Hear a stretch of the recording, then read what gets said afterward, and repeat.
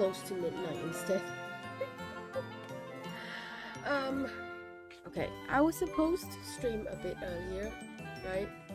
I wanted to stream at 10. It is almost 12 now. Well, the reason why this happened is because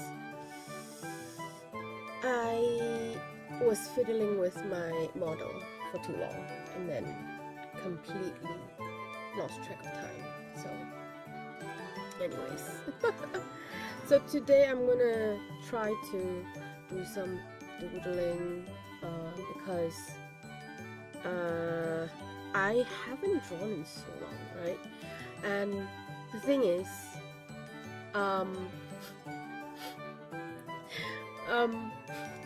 I've been trying to get myself to draw more because I've been like neglecting my art so much that I feel like I should, I don't know, like work on it more, you know?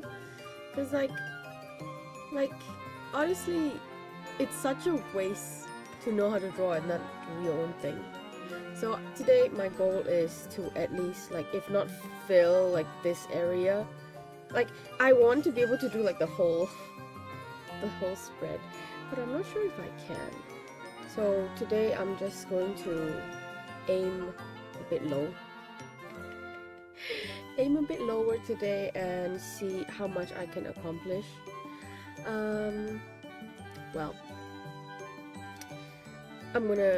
I started a little bit, right, to do a little bit of a warm-up, and then I was thinking, hello ghost, welcome.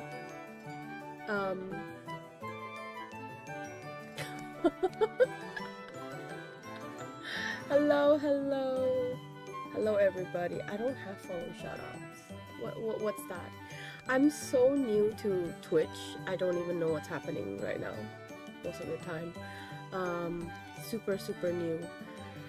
So I started with like these cloud eyes, right? Because I was thinking I wanted to do something dream core related, like acknowledge people who follow. Oh, thank you for following. I'm sorry, I'm so confused. Thank you Ghost and thank you Juju for following. You know what? I don't get a lot of followers, so most of the time I don't even realize people follow me. But hello, welcome to this corner. I'm sorry. But okay, where was I? Yes, I was I was gonna do something a bit more of a surrealism kind of style where it's like I love drawing eyes, right? And well, eyes are my favorite things to do. Do you want some help setting the follow stuff up? Yes, please. I am completely new to this. This is literally my second, well, technically my third stream on Twitch. My first one was a test and I did like horribly for that one. And then my previous stream, which was a few days ago, was also a disaster. Because I couldn't get chat to show up and I was struggling. I was struggle.com. We all start somewhere. Yes, that is so true. That is so true. Because I actually originally was streaming on YouTube, and then well, people suggested me to move over to Twitch. So yeah, I am completely clueless when it comes to Twitch. There's so many buttons and there's so many things. Yeah. I was trying to work on my model, like, cause right now it looks like my eyes are closed, but they're not. They're really not. I'm just looking down and I can't seem to get it to work. But yes, so I am a little, not a little, a lot struggling. A lot. I'm being judged right now. Don't judge me. Please don't judge me. And my model's a little janky because, well, I don't know. I'm sure it's not my rigger's fault. It's definitely probably my fault for not, you know, utilizing VTube Studio properly. But yeah, I struggle with my model. Maybe I didn't cut it properly or something, I don't know, because yeah, I created my own model, not the rigging, just the artwork. So yeah, because I thought, you know, if I know how to draw and I am an artist, I should at least not go, like, not let my skills go to waste, and at least, you know, create my own model. And also, of course, to save a little money, because we all know how much models cost. So I kind of managed to save a little bit, well, not a little bit, a lot bit on like that aspect. So yeah, and then I took a break from streaming for like a year. I was streaming on YouTube for about a year-ish, I think. And then I thought like, oh, because I wasn't growing there, then I thought, you know, maybe this is not for me, and then I gave up. But then I told myself like, oh, why'd you give up so soon? And then after like a year break, also because of work, because I do have a full-time job. Oh, am I not allowed to say that word? Full-time thing.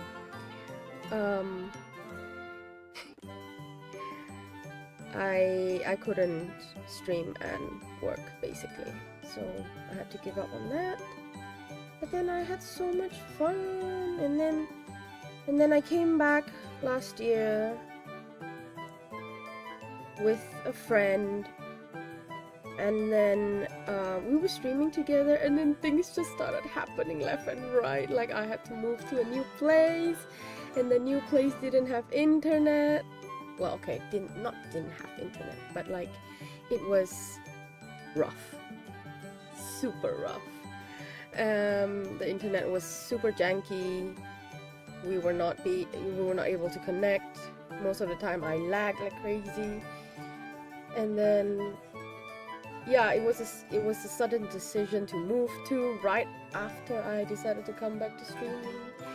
And then so I started streaming with my friend, and she was the one who was the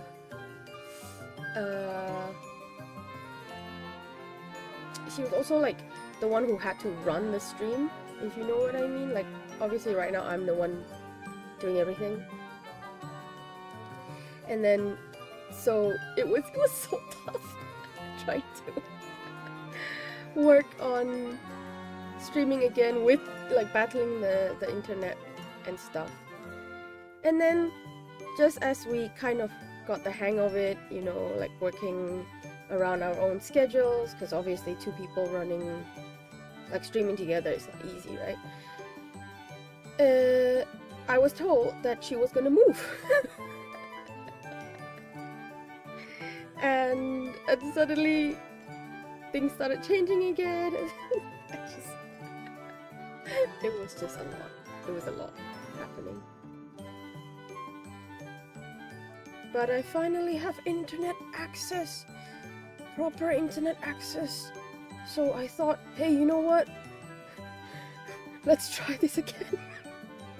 Because streaming is really fun, honestly.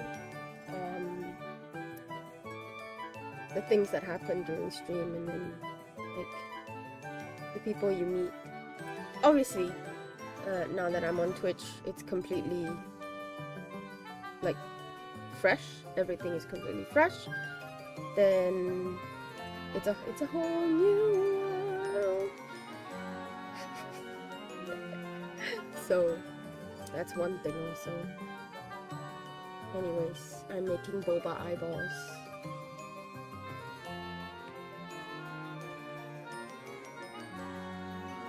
I thought, you know, I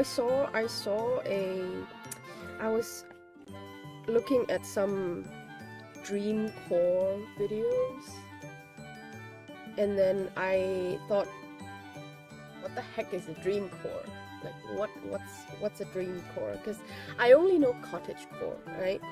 It's and then I went into a rabbit hole looking at stuff like Dreamcore, Traumacore, and then there's like obviously, like, we know that cottagecore. That's like quite famous, right? And then there's Coquette, and then there's like something called Morbute. It's like morbid and cute together, so like creepy and cute together. I think it's pronounced Morbute. So apparently there's a whole like list of things. Yeah, morbid and cute. So it's like, it's spelled more cute, I think. Like morbid and cute. So I don't know. It's like morbid and cute together. But yeah, and then and then I had to, cause I was actually, I heard the term like Dreamcore. I'm not sure what it was. It was like liminal space and stuff. And I thought, oh, well, I like the word dream, you know? So I thought it was like Dreamcore, like cottagecore, things like dreamy. Apparently not.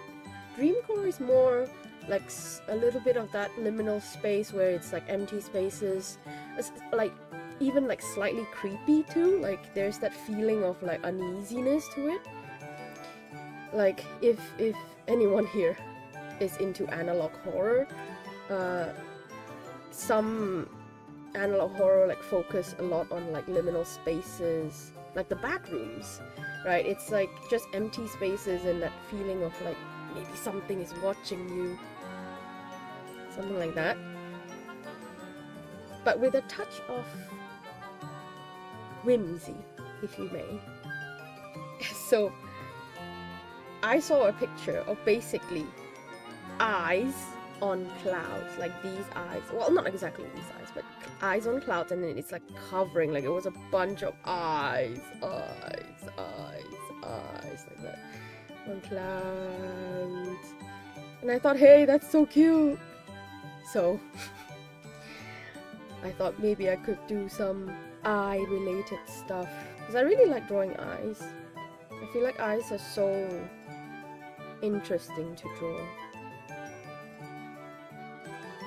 Right, so yeah, I decided to do a little bit of, yeah, a little bit of a stream while I was supposed to do it earlier, obviously, but I thought, and I almost chickened out also, because I was just like, oh, it's too late, like, there's no way, it's way too late. But then I told myself, stop procrastinating, because you said you're going to stream tonight. Yeah, you gotta commit, I know. So I told myself, like, you said you were gonna stream tonight. Why are you chickening out now? Like, just because you had to fiddle with your model for so long, now you decided to not stream? Turn on OBS. So yeah, here I am. And so yeah, I am planning to, if I cannot do the spread today, because this is like the spread that I was planning on doing, if I can't do it, then I'll just do this page, because yeah, I don't want to push myself too much, because you gotta still enjoy it somehow, right? If you don't enjoy, then it's meaningless. So yeah. Anyways, how is everyone's evening? Today's been a slow day for me, kind of, because, well, it's been a slow day at work, and like when I say slow day, it doesn't mean like I didn't have things to do. It was just, you know, your usual hustle and bustle and not much happening. So it was okay, and it's the middle of the week. Technically, it's only day 2 for me, but yeah.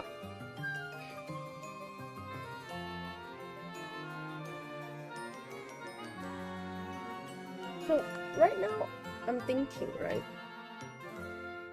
Boba eyeballs. Boba eyeballs with a little bit of, because my favorite color is pink, and I was thinking I could do little bubbles. Is it weird? Hello, Ishan. Thank you. Welcome, welcome. Should I do some bubbles? Does it make sense to do bubbles?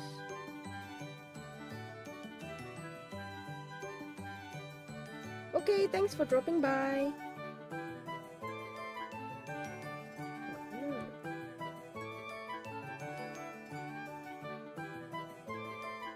Bubbles.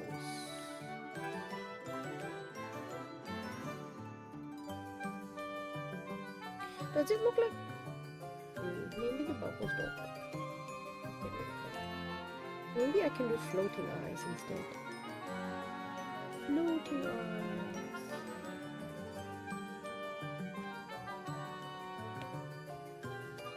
I'll do a blue one.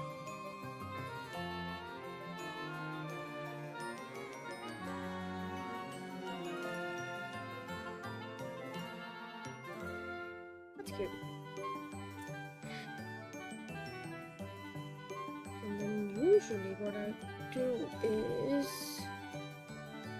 add some texture, because I'm using a brush that's kind of like, it emulates pencil, and because I like the feeling, like the texture when you're looking at something. I feel like having it flat is kind of boring for me, so I use like pencils or like brushes that have texture. So this is just a color pencil pack that I have, and I would add texture on top of it.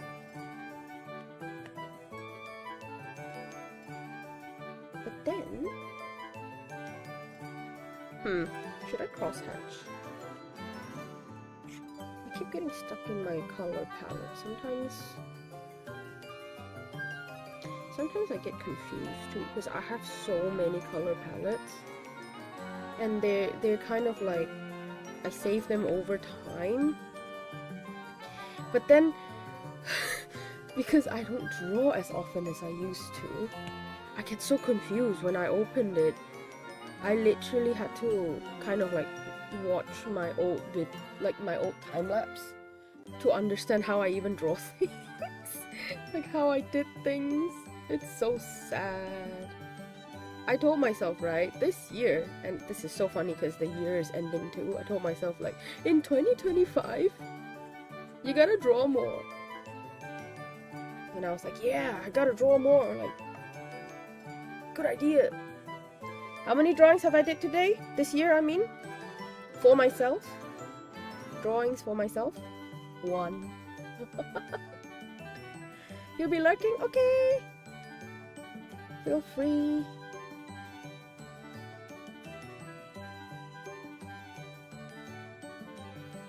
So, I accomplished nothing this year in terms of that. I did one drawing. I told myself, like, come on, you gotta draw more, because, like, literally, why? Like, why don't you draw more? And yeah.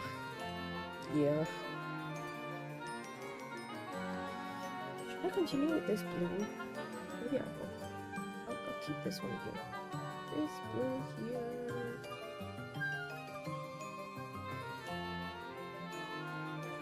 I think I like to layer the colors over each other. But then, because this pencil is kind of like transparent, it creates weird color combos. Like the yellow and blue will, like, if I put this blue over this yellow, it will start turning green, because obviously, like, the colors start mixing, and yellow and blue creates green. So you gotta be a little mindful when it comes to adding color.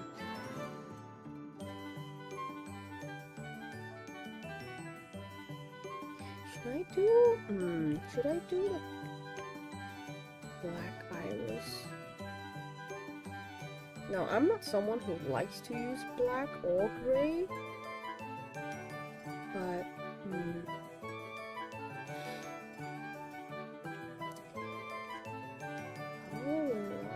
I can use a dark blue? Does that work? Questioning my own sanity right now. Maybe that would be better. Adding a little bit of that.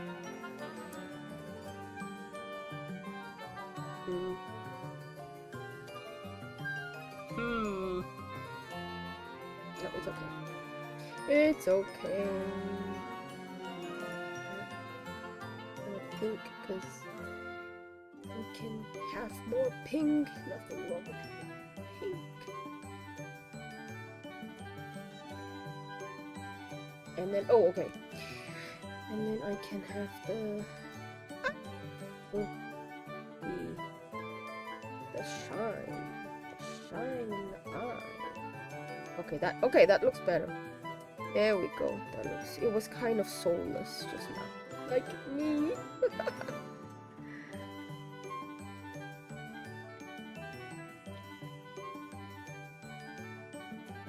Okay, I'll add one more eyeball here.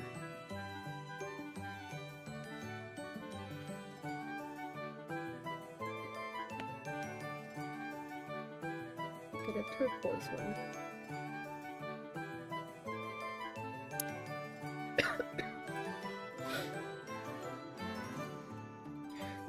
So for these tinier ones, maybe I'll skip the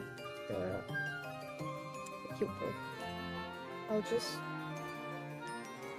have the color in. I'll do it.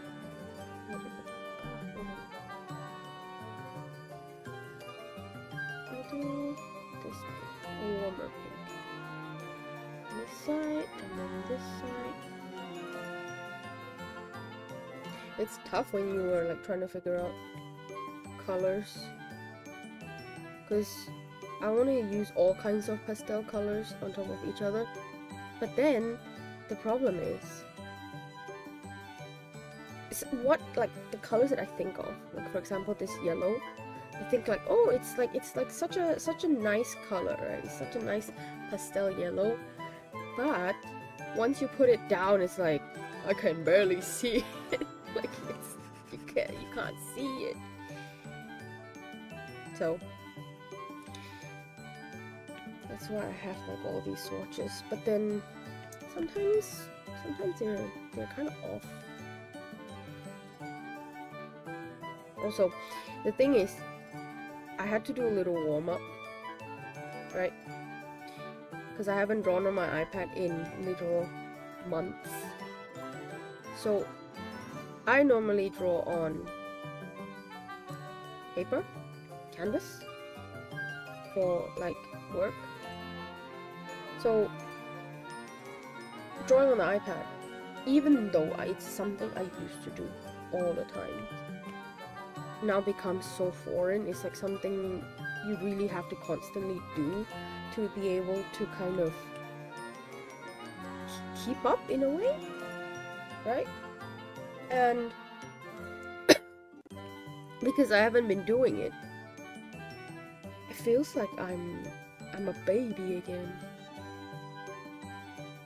I'm gonna put the a bit smaller. Does that work? Does that look like an eyeball? Or do I really need the people? It looks like clouds.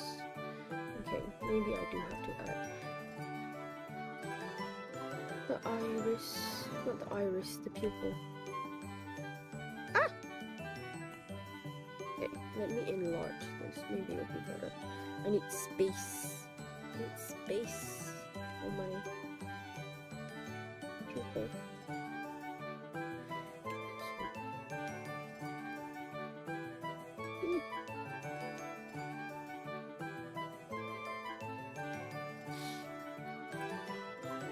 I can't believe we're literally 3 weeks away from the end of the year, and man, like 2025 was so slow initially. Like January, February, March dragged on, for me at least. It felt like never ending, not never ending, but it felt just so slow. Everything felt so slow, and then suddenly like it's May, and then oh my gosh, summer's coming. And then because I'm a teacher and I don't teach in a school, summer in our studios is usually like it's like the busiest time of the year for us. So suddenly July came, and then it was like, oh my god, it's we're so busy, kids every day. And suddenly, bam, September, mid-autumn, and then bam, Halloween, and then bam, Christmas. And goodbye 2025, it's time for a new year. And yeah, suddenly it's the end of the year. No, I'm not someone who celebrates Christmas, so I don't particularly have like what do you say, like I don't have the holiday spirit, if you know what I mean. Like I'm not very festive is what I want to say. Like everyone's like, oh my god, like gift giving, Christmas party, and some people are like, yeah, let's go drinking. I don't drink. I don't go to parties. I don't even go out. I stay home. So I'm not how do you say, like I don't find joy in, no, I can't say I don't find joy in celebrating Christmas. It's more like I don't anticipate like, oh yay, so, but obviously like a lot of people are very excited because they get to go on holidays or go trips, and then they get to like exchange presents with people, with friends and family. So obviously excited for them. I don't think I'm planning on going anywhere for Christmas actually. So I'm just a homebody.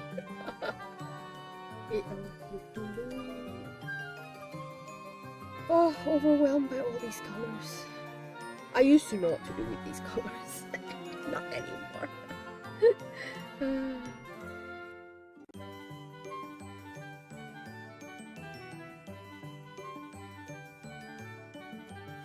Maybe I can cross-hatch this one. Cross-hatch. And I can add some colors, some pop of yellow maybe on this side.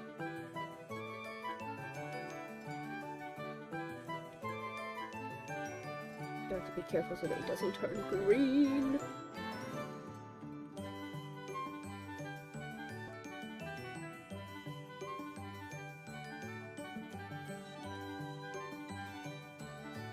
Not too pale. Should I go with this one more? Maybe I'll layer it over. Yeah. I have some here. Nice. Or maybe I can turn this.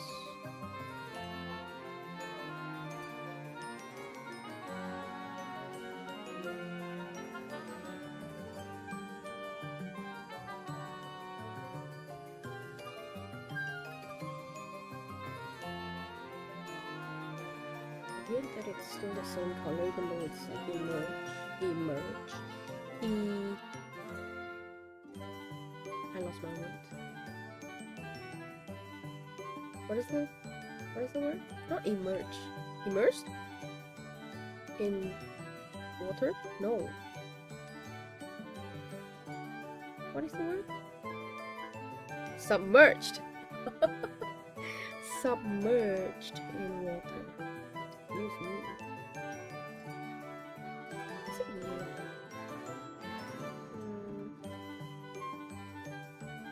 Usually I would use blue for shadows, but it doesn't seem like it's working. Or maybe it's because it makes no sense that the straw is transparent. But then you can see the bubbles. Let me try removing this. Maybe it's better without the entire straw showing.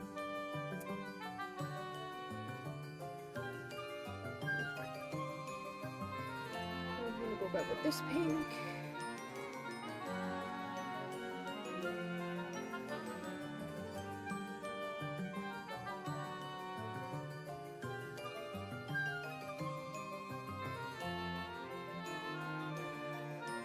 Sense.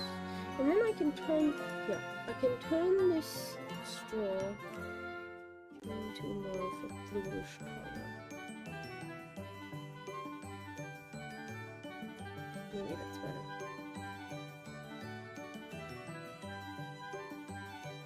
Yeah. Okay. And then I'll just have a little outline here.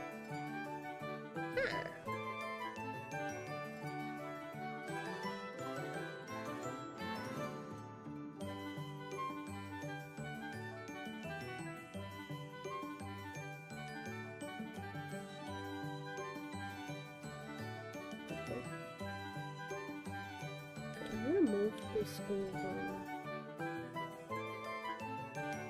Move this a little bit over. And then we'll add a little bit of like those decorative. Let me look for some references. Some patterns maybe? Or let me think. Doodles.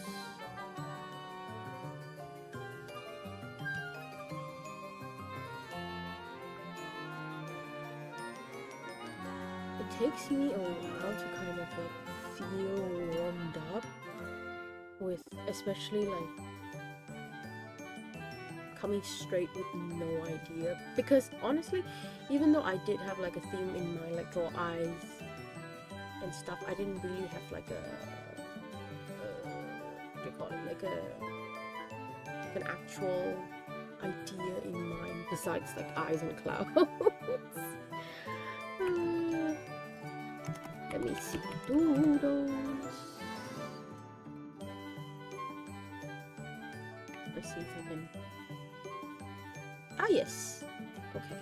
So I'll have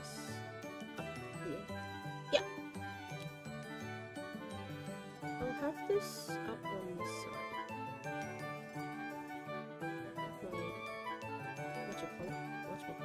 My reference.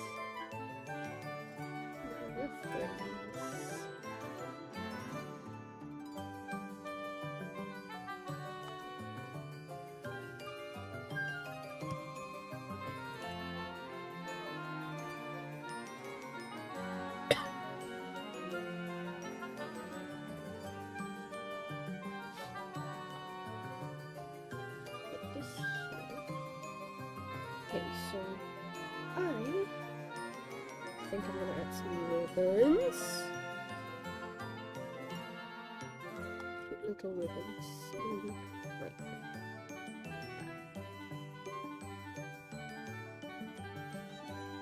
Wee.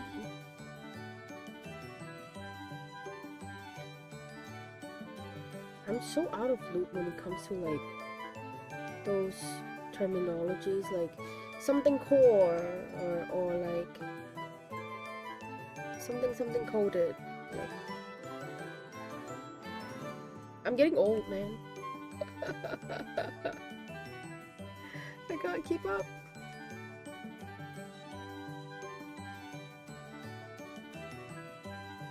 And I know I only found out, like I said, like I only found out about Dreamcore literally a few days ago. And then because when I was growing up, right, I didn't have like those kind like access to information like that, so I didn't know like what was what. I thought like, oh, cute things are just cute. I didn't know they have their own like subcategories. And obviously, like, I'm really into what do you call that? Japanese fashion and like their own like Harajuku subculture.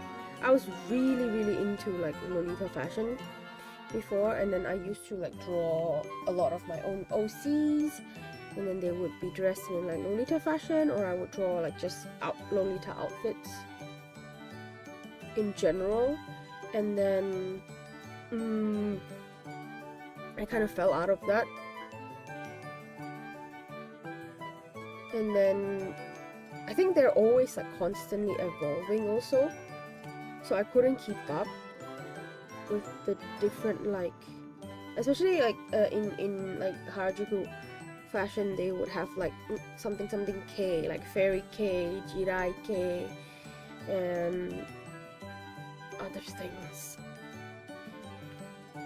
and I couldn't keep up with all of that. I usually like just stick to like just Lolita fashion and occasionally like goth loli fashion,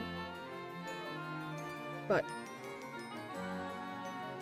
and then I was really into like otome style, which is like the really floral, like flowery. This color is too dark. Like the really flowery. I'm gonna take that here. Super flowery, super like super decorated, lots of ruffles. Like not exactly Lolita fashion, but it's more towards. Why is it so dark? Like princess vibe, princess vibes, kind of thing.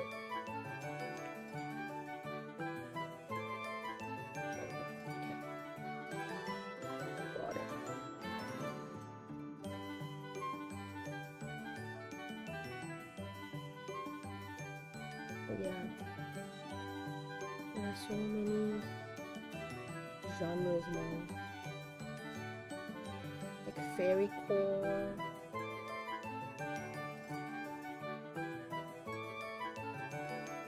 and then obviously because it's not my aesthetic, I didn't go into like other parts of like aesthetic subgenres, but I know like there's a whole wiki, like literally there was a whole wiki page just on like aesthetics, like different aesthetics, and I didn't actually have the time to go through it, but I will one day. Like, I will go through it and then like kind of like understand what's in basically, or like what people are calling things now.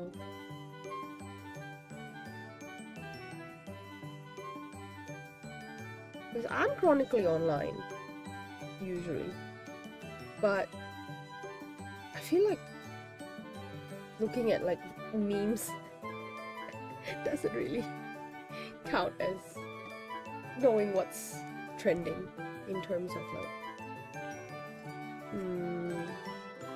fashion or even art. Like a while ago I saw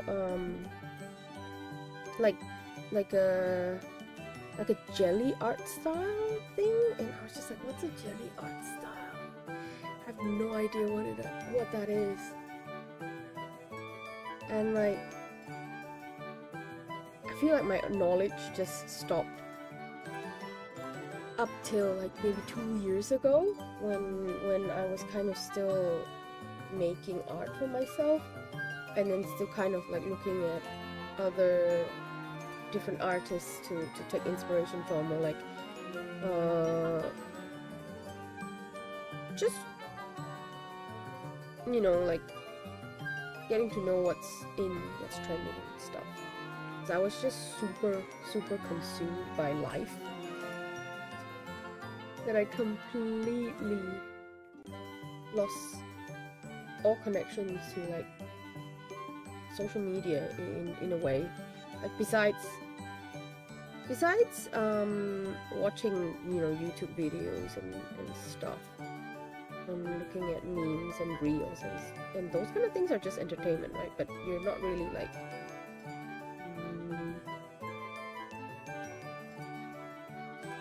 what do you call that, like keeping up with knowledge or trends in a way. Because like things that I watch are usually reels sent by friends or memes sent by friends, and obviously those things are usually like very funny or you know, tongue-in-cheek and stuff like that, so it's not really substantial in terms of like knowledge and stuff. So I didn't know there were like so many movements that were happening, and so I didn't keep up, and then that's how I got left behind in a sense, because I don't know what's happening anymore.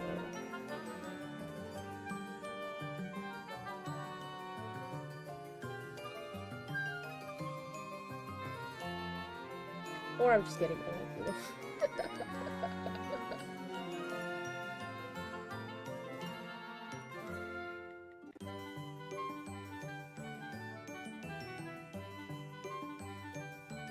I feel like the yellow, maybe I'll add some yellow here to kind of show highlight.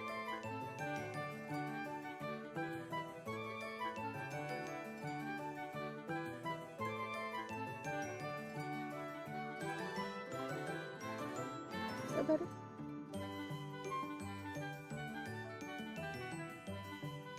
Yeah, I like that. And then maybe I'll just go in with a smidge of dark blue, a smidge here. That's too dark.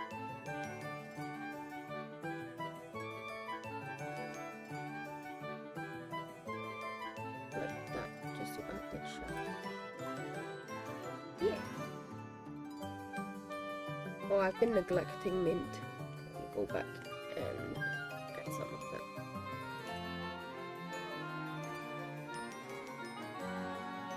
Cool. Not really, huh? No, you know what? I'm happy with this. It's okay. I will move this. I'm gonna move this over up. Or should I just? No, it's okay. I'll put this here. I'll move the flower. This is the beauty of having doing this in digital format is I can just move things around. Sometimes I catch myself. I used to catch myself trying to zoom in on my paper, like the fool that I am. Like me and my friends, sometimes we would do that and then would look at each other like, what did we try to do? Brain not braining, art not arting.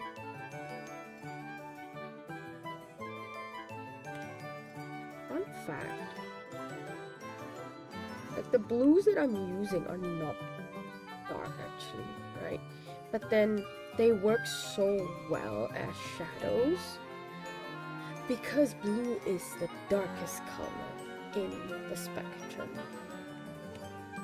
Like literally, like here I'm using like this baby blue, but then because it's layering on top of this pink, it turns into obviously more of a purplish blue, but also it turns into the shadow. Because blue is the darkest color in the color wheel. And that's why you will see a lot of artists, they like to use blue tinted shadows. It's just how it is. In nature also you'll see like blue is more of a darker tone. And then yellow is the lightest color in the color blue. That's why it's always used as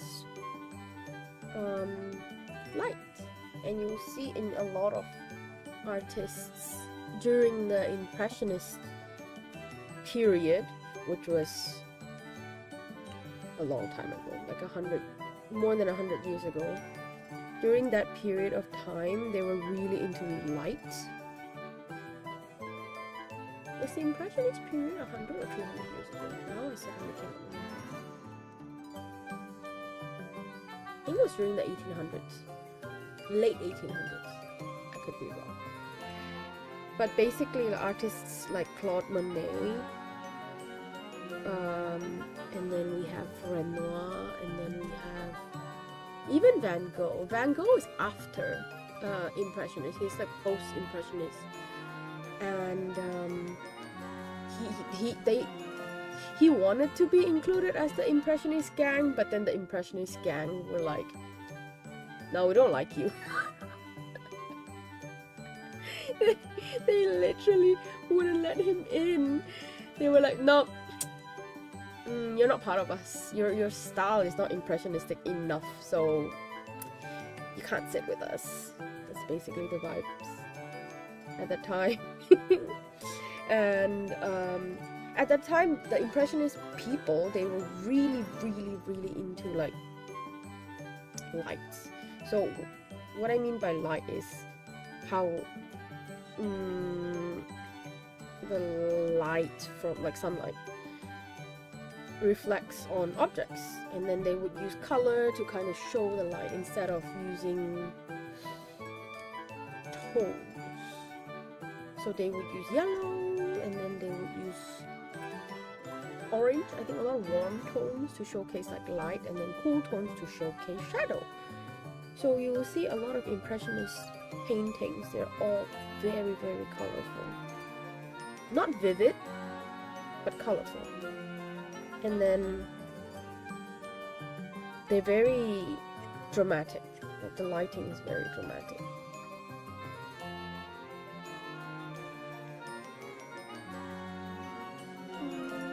Look at the butterfly here. Butterfly.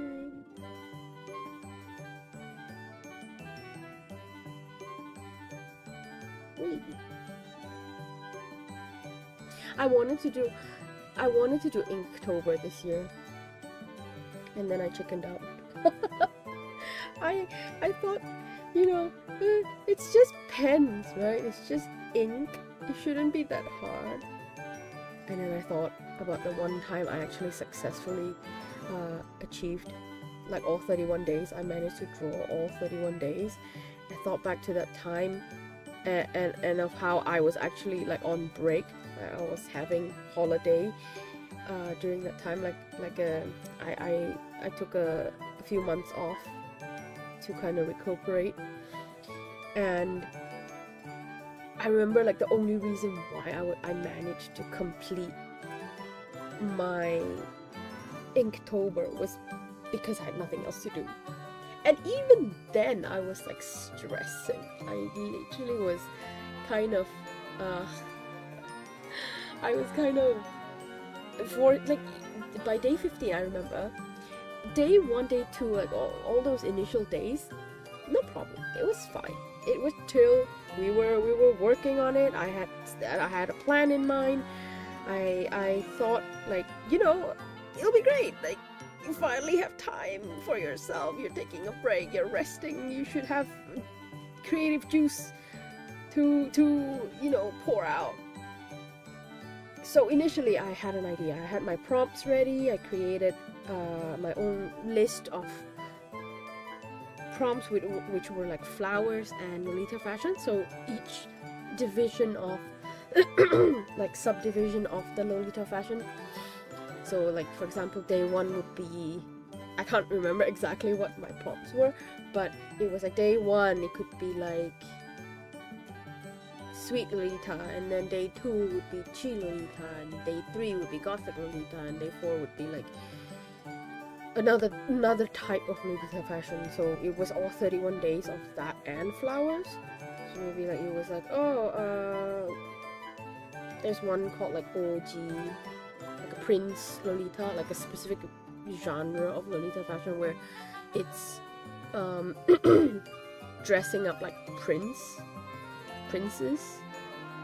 you know, like crowns and capes and army. It had like a little bit of like army theme to it, and then it would be paired with a type of flower, for example like Lysianthus. So initially I was like, yeah, I got this. I got this, I can do this, I got a plan, it's great. And then by day 15 I could feel myself like burning out. Like 15 days of just drawing, like straight up just drawing with ink, which, to be fair, was my least favorite medium. Is it my least favorite medium now? Maybe not. I don't particularly enjoy it. Hello, hi. Thank you. Welcome.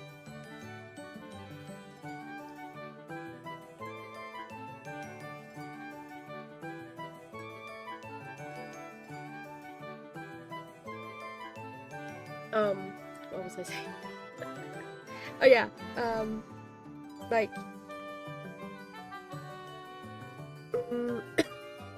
ink, just drawing with ink is just not something I particularly enjoy. So at that time I was like, oh, I'm dying.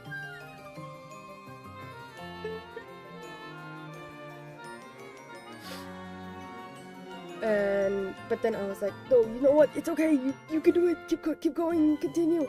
And then I remember by day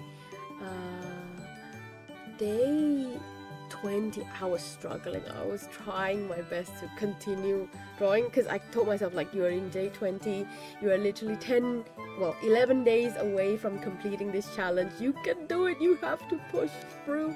And then I just kept on chugging through, trying to finish the challenge. And when I did finish, obviously it was like very satisfying, right? Because I finally completed after multiple attempts of failure. Like literally I attempted Inktober multiple times. I think my first attempt was 2016. That was my first attempt. And then I failed. I think I didn't even last like a week. I think I did like 3 and then I just dipped because it's just so hard.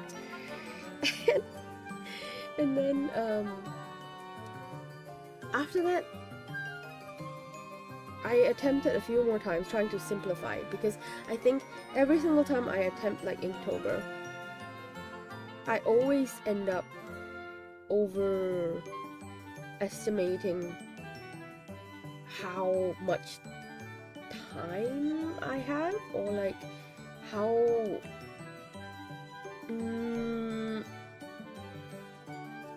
obviously drawing, literally the original idea of like Inktober was to just pick up a pen and draw. That is like the original intention, right? Because it's called ink, so it's just pick up a pen, pick up a fine liner, and draw for 31 days straight, no matter what. Like, just draw whatever you want.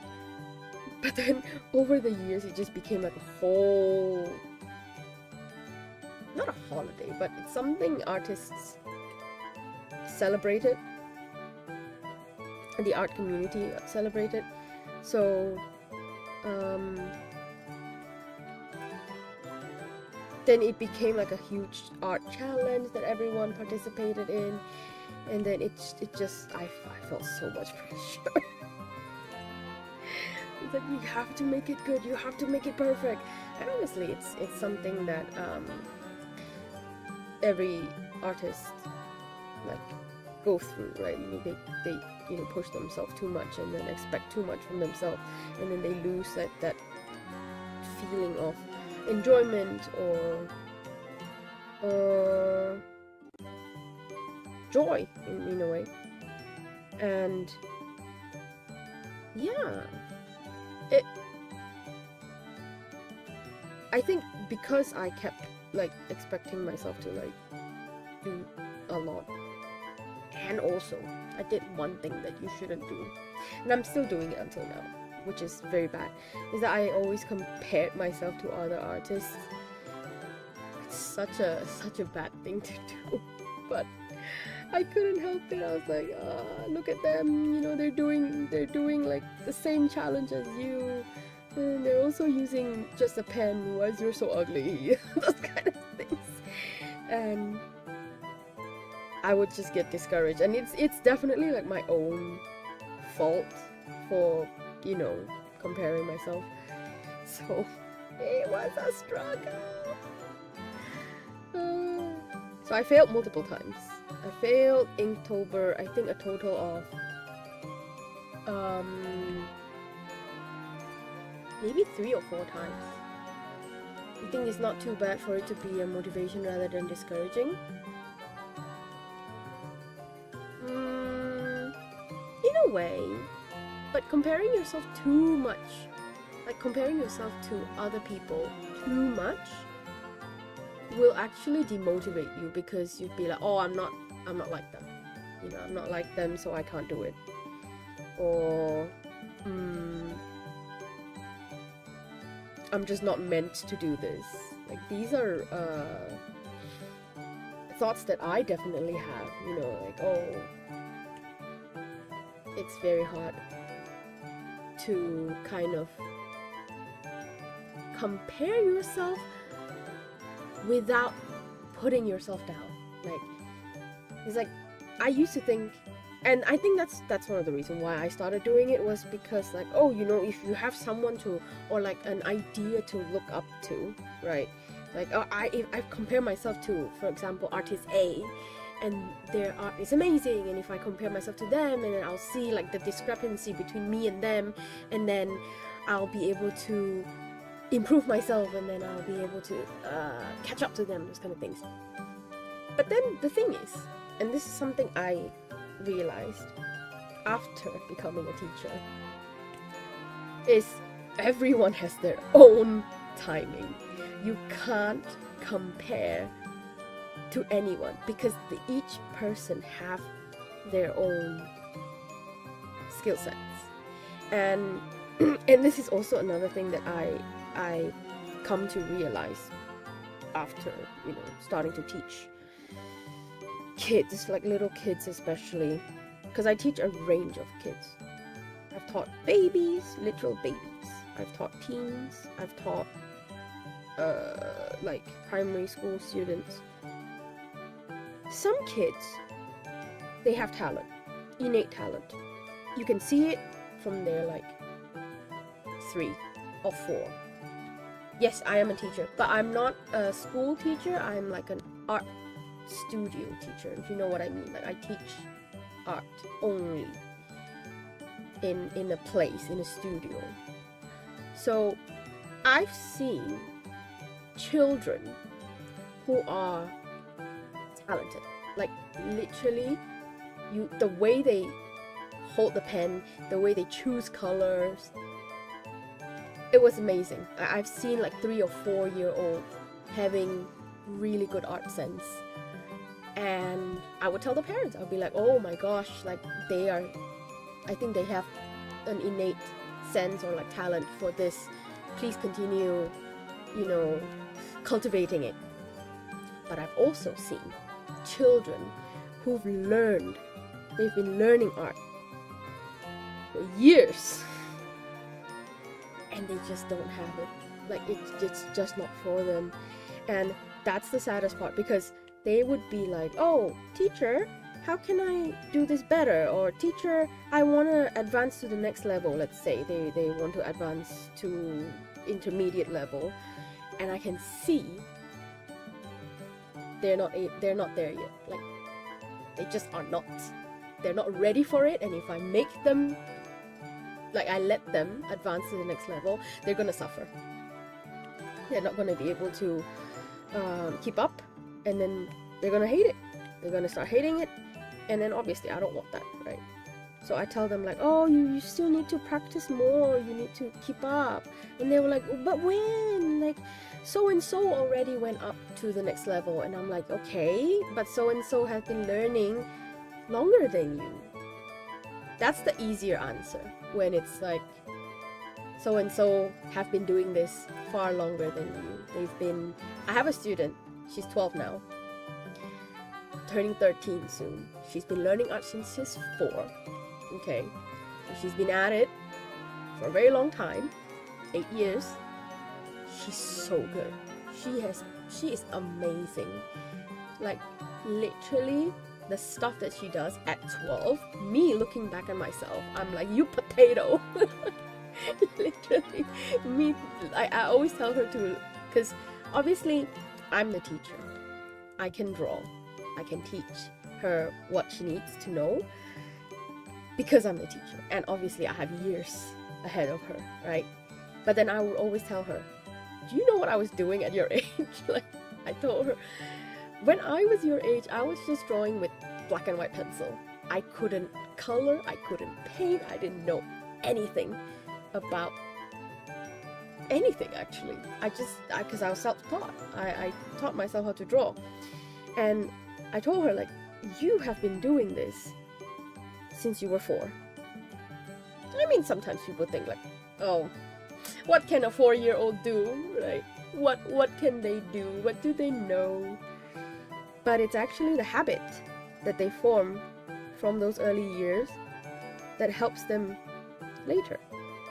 So I told her, because you already knew how to hold a brush at 4, then at 6, when everyone's starting to, paint for the first time or draw for the first time, you already know how to draw a circle. I know some 5-year-olds straight up tell me, teacher, I don't know how to draw a circle. And I'm just like, my 3-year-old student knows how to draw a circle. What do you mean you don't know how to draw a circle?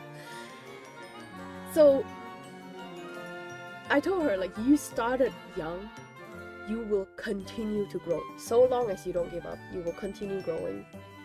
She can paint people. She's been joining art competitions all her life. She's won a few, and like, if she continues, she's just gonna be so, like, hopefully, I hope, so successful. But yeah, she's so good. But the thing is, right, she's young, she's 12. So when she was 9-ish, other girls her age or a bit older were like, why did she get to go up to the intermediate level? Like, that's not fair. She's so young. She actually skipped a few steps, like kind of like she was under, I won't say underage, but under the required age for that group. Like that group was like 11 and above, and then she was 9, but she insisted like, oh, I wanna go up a level, I can do it. So me and other people had a discussion. We were like, hey, you know what, I think she's good, let her try. And so she became the youngest kid in that class. Everyone else were like 12, 13, and there was her, 9 years old, outperforming everyone. She was outperforming everyone. And everyone else were like looking at her like, how? And then I said, well, it's different because she's been doing this since she's 4. So I told the other girls, and I was just like, guys, she's built different. I just want you to know, like, it's not you at all. Then what do you think of an artist that stopped at an early age and trying to do it again? It's the same as learning how to bike. If you got the basics, you got it. You can always start again. Even if you start years later, that knowledge is ingrained in you. The earlier it is, like that you start, the more ingrained it is in your head. Because that's kids, right? That's children. That's the point of going to school as a kid, is because it's like ingrained in you from when you're young. It's why some industry capitalize on it, and also like it's why some art forms require you to start early. For example, dance, music. These two, if you don't start early, when you start later, it becomes very hard. It becomes, especially dance, because if you say start dancing at 3, keep up, listen to me, okay? 3 is very young. Some of them start at 2, okay? They can barely speak, and they be sending kids to dance classes, ballet classes, okay? I'm specifically talking about ballet now. They send them when they're really young. And what do they do in class? And this is, I've never been to dance class. I hear this from my students, because I ask them, I'm very curious. I ask them, like, you've been learning since you were 2? And I asked, like, what were you doing in your class? And she was like, stretching. We were doing stretching, we were doing tiptoeing, and, you know, like, holding poses. 2-3-year-olds. And then I was like, so does it help? And she was like, yeah, because it builds muscle. So think about it. At 2 years old, she was already learning how to tiptoe, learning how to stretch, and that's kind of like developed already. She's developing at that age. And then if she takes a break, yes, muscles loosen, you kind of like, you have to reform them again, retrain it again, but it's there. So when she goes back, let's say she skips a few years and then she goes back when she's 6, she still has that memory in her head. Oh yeah, tiptoeing is like this, stretching is like this, because the body kind of remembers, right?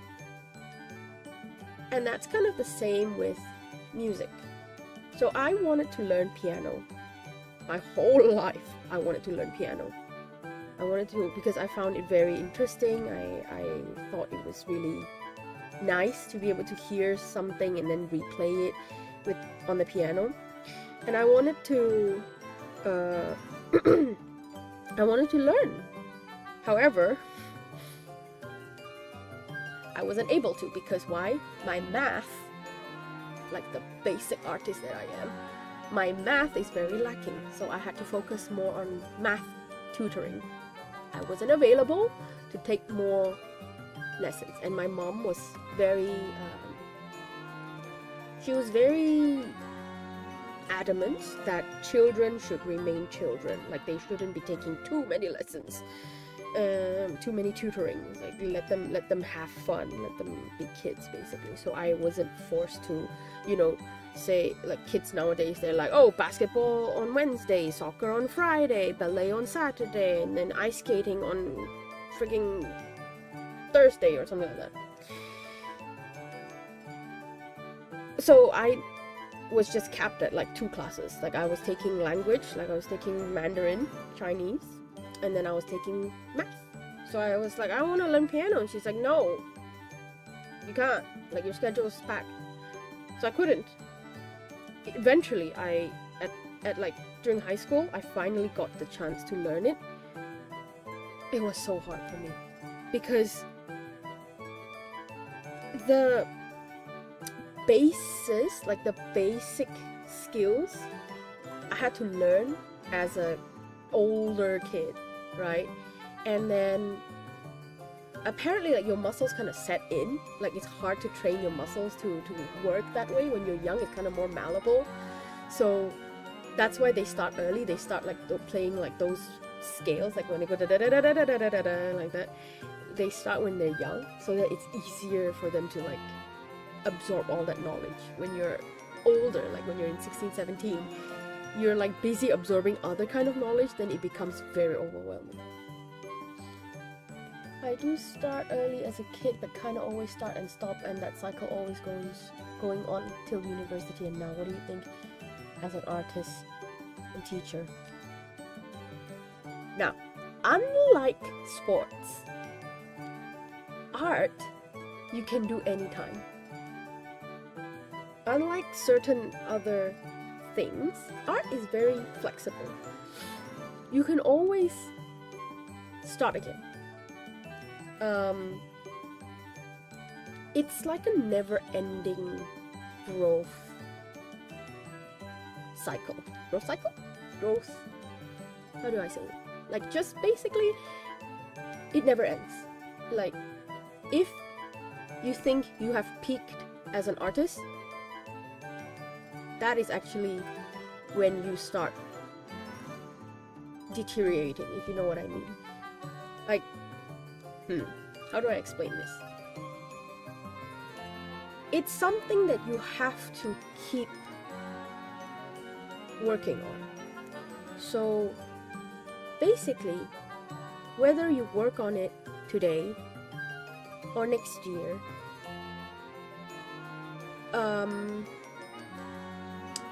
it kind of doesn't matter in a way, because there is no time limit to it, if you know what I mean.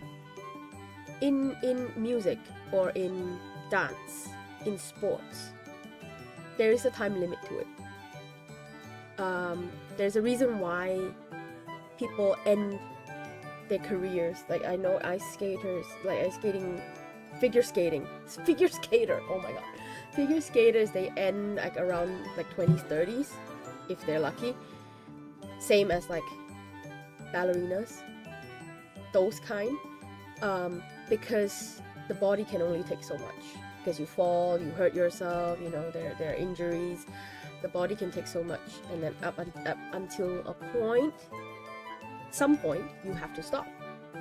And then with music, it's not that there's a cut-off point, it's that you are competing with new blood. So if you're trying for like an orchestra, or like, unless you're teaching like it's a never-ending pool of students. But if you're like talking about performing, you are, unless you're really, really established, it's very difficult. If you just suddenly start at 20, you're like, I'm gonna be a professional pianist. Tough. Very difficult. Super difficult. Unless you have connection or you're really lucky. Usually they start young, they build connections young, they start doing competitions and stuff. But art you can start anytime. Art you can, as long as you don't want to make a career out of it, you don't want to pressure yourself into making a living out of it, then it doesn't matter. You can start anytime. Actually, it's true to everything, right? In a sense, music or dance too. If you're not trying to make a career out of it, it really doesn't matter. But for art, it's especially flexible because there are some people who find themselves, find their aesthetic, and find their space in the art industry or in the art circle community later on, once they've experienced maybe life, or once they've gone through something. I know some people who started creating art in their 50s, and then they start telling their stories through their art, stories of their life before, and then it becomes very interesting because people are like, oh wow, there's this 50-year-old grandpa who suddenly started painting one day, and then he started telling his life story through his art. Because that's the thing about art, right? It's about telling a story, or it's about the really, really like super abstract kind I can't speak of because it's not something I necessarily understand. I'm not very fond of abstract art in a way, if I may say so. Like, it's not a thing that I particularly enjoy. A lot of the time is about telling a story. Even abstract art is about telling a story, actually, to be completely fair. And stories you can tell anytime. You can always start anytime, basically. So yeah, I won't say it's too late for anyone, actually. It will be tough if you start comparing yourself. That's all I can say. Because I've done it. I did that. I compared myself to people, and it's worse when I start comparing myself to the younger people. Because I'm not like old, but the younger generations, because they have access to so many things now, so many resources, they start really young, and then they're able to cultivate their craft very early on. Then I was like, wow, when I was exactly what I told my students, when I was 12, I didn't know what a line art was. Like, I didn't know what a color wheel was. I was just drawing because I was enjoying it, right? I've actually been thinking that what career I want to do, but I kind of thinking back to do art again, but I don't know if I want to do the job as same as my degree as. Yeah, kind of confusing. No, trust me, I'm not doing what I studied for, because I actually studied fashion design. Yes, it's still art, but it's not safe. Never in my life did I think that I would be a teacher. Up until a point, maybe about 10 years ago, I hated kids. I hated them. I found them very annoying. They're so hard to manage, right? So I hated them. The thought of being around children was like, nah, I don't want to. But here I am, a teacher. I've been doing this for 6 years now. And I enjoy it. It gets tiring. Kids are assholes, right? I can say that for sure. They can be assholes. Would I leave my job to become a full-time artist? Yeah, definitely. Do I hate it? No. But it was not planned. I didn't plan to become a teacher when I took up fashion design. I wanted to be a designer. I wanted to create my own fashion line. I had dreams and hope It's all dead, by the way. But yeah, I sank like 4 years, right, in university to become a fashion designer. And obviously I realized after going through a lot of hardship that it's not for me. I'm weak. I cannot do the grind. So I left that industry. I was like, nope, okay, I gotta think of something else.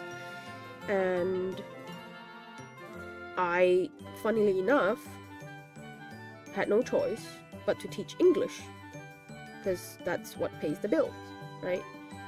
And then I thought, you know what? I don't like teaching English. Can I teach art instead?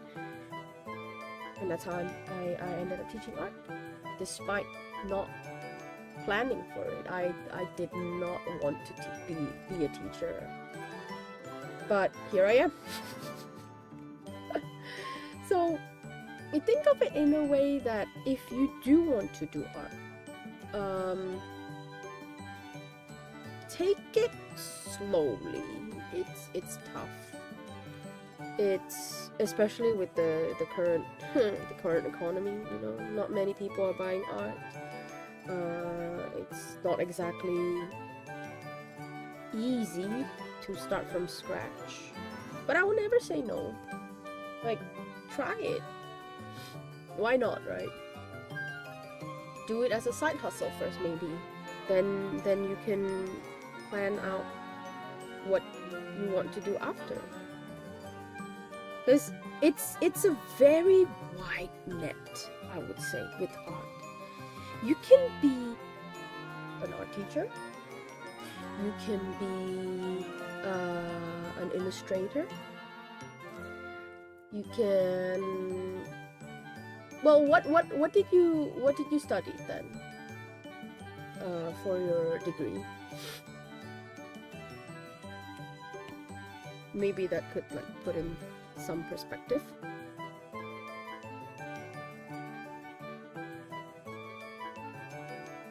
Architecture? Funnily enough, my boss, the owner of our studio, was an architect. She worked for an architecture firm. And she quit. She didn't want to do it anymore. She did it for a while. And then she was like, nah. It's a very tough industry. According to what I heard, it's like projects after projects after projects. It's very draining. So I totally understand why you would want to leave, like people would want to leave that. Because I've heard a few stories about architecture and interior design that is horror-inducing. So, yeah, but the knowledge that you gained from architecture, from learning architecture, you can actually apply it onto art in general. For example, I was trained to do 150 designs in a day. I had to vomit out 150 different fashion designs, like outfits, basically sets, like top and bottom, plus sometimes accessories. Do I still do that now? No.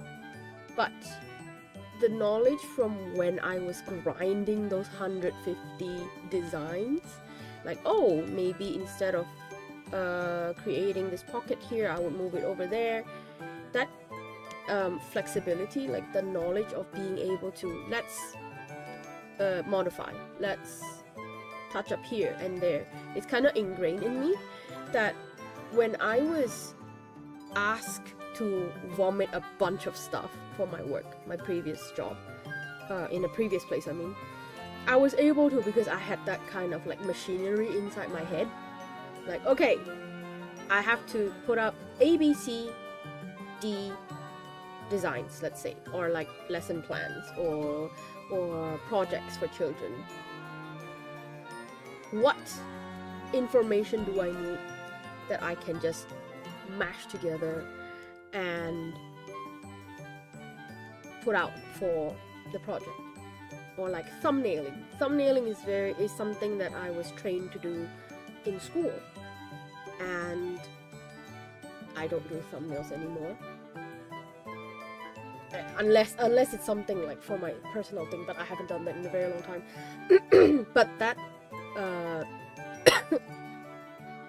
machinery, I keep saying machinery, but you know what I mean, like that motion of chugging out ideas is because I was trained to do that long ago in uni, that I'm able to chug out ideas, meaningful ideas. I'm not saying like trash ideas, okay? I'm talking about like things that actually work. Because in that, like design, right? Design is very unforgiving. You could work on an idea for like hours, and then with one word from your teacher or your boss, they're like, nope, that doesn't work. Change it. Being able to listen to that, hear that, and then say, okay, yeah, I got it. I can restart again. It's not something everyone can do, because you just poured like 10 hours, let's say, into your idea, and then you just got rejected in 5 seconds. To be able to recover from that and then chug along is training that you get from experience, and that experience starts from uni. University kind of trained me to change my perception in art, actually, that my art been improving even though I stopped doing it like years. Yes, that's the thing with art. As long as you keep doing it in some form, you'll be fine. You'll be fine. You will be able to translate whatever that you were learning into your own thing. Like what I teach now for kids, obviously it's for kids, right? But the things that I teach them, the skills that the skills that I teach them actually can be applicable to myself. Sometimes I would be teaching a class, and then I would tell them like, oh, maybe you want to choose this and this color because it works better, or like there's a theory behind it. That knowledge is in me, and that knowledge I can use for myself also. I haven't drawn my own art in a long time. I did one this year, but it wasn't like particularly meaningful. It was just a challenge that actually my student told me to do, and I did it because to humor her, and she was like, you should try, and I was like, okay, you know what, let's try. I haven't drawn anything in a while. That is my own. But because I am, I work with art, a different medium on a daily basis, I am still cultivating that skill. I'm still practicing. Yes, for example, like today, it took me a while to warm up and get all this, right? The fact that I'm chatting doesn't count. It took me a while, but I got a hang of it. I was able to, continue and draw after struggling for a bit, because I did a little bit of a warm-up. And it's only possible because I have been continuously practicing, right? So that's the thing. As long as you're practicing in some form, it's not like you actually stop. It can be simple doodles, what I'm doing right now. Right, I'm not putting too much pressure onto myself. If I finish this, I finish this. If I don't, I don't. It's fine. And yeah, don't put pressure on yourself, first of all. I say that, and I still put pressure on myself a lot of the time. So do as I say and not as I do. But don't put pressure on yourself, because it really hurts yourself. It doesn't benefit anyone, not even yourself. Take it easy. Do the little things first. I used to, before I got lazy, I used to carry a little stack of paper. Just a little stack of paper. Not a sketchbook. Not a notebook. Because the idea of drawing in a sketchbook is very daunting for me. Partly because I've always, again, this is the comparing the people part.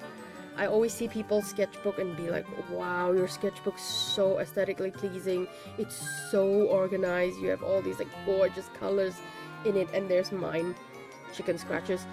And so I stopped using sketchbook for a while. Like, I stopped using it for a while and just carried like a stack of paper with like clipped with like those what do you call it, like the ones that are they look like these. I don't know what they're called. Do you know what I'm talking about? Like these ones that people use to clip documents. I just clip it, and then I'll have like a stack of paper like that. Yeah, clipper. So I would have like this, and then I would just stack a bunch of paper and just draw on it. And then when I'm done, I will move this down, and then I'll have a fresh sheet of paper again. I would just do that, and then I would just doodle.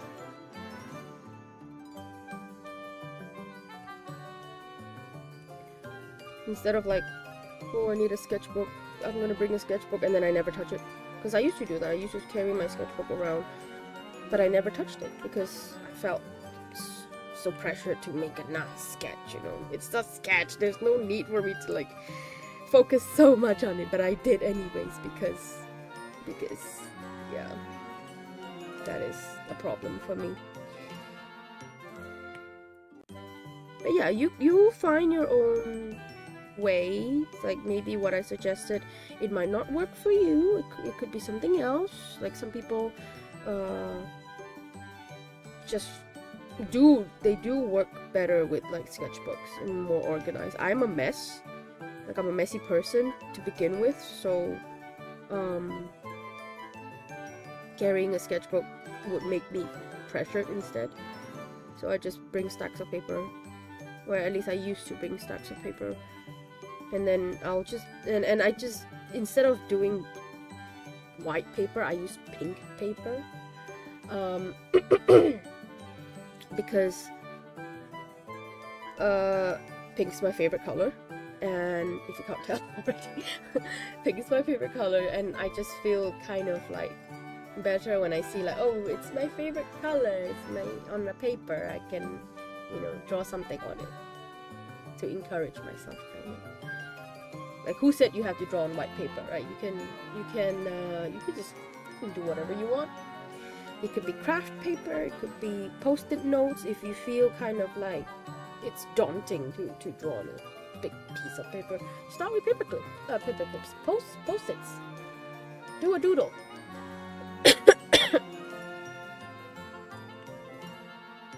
Right? So,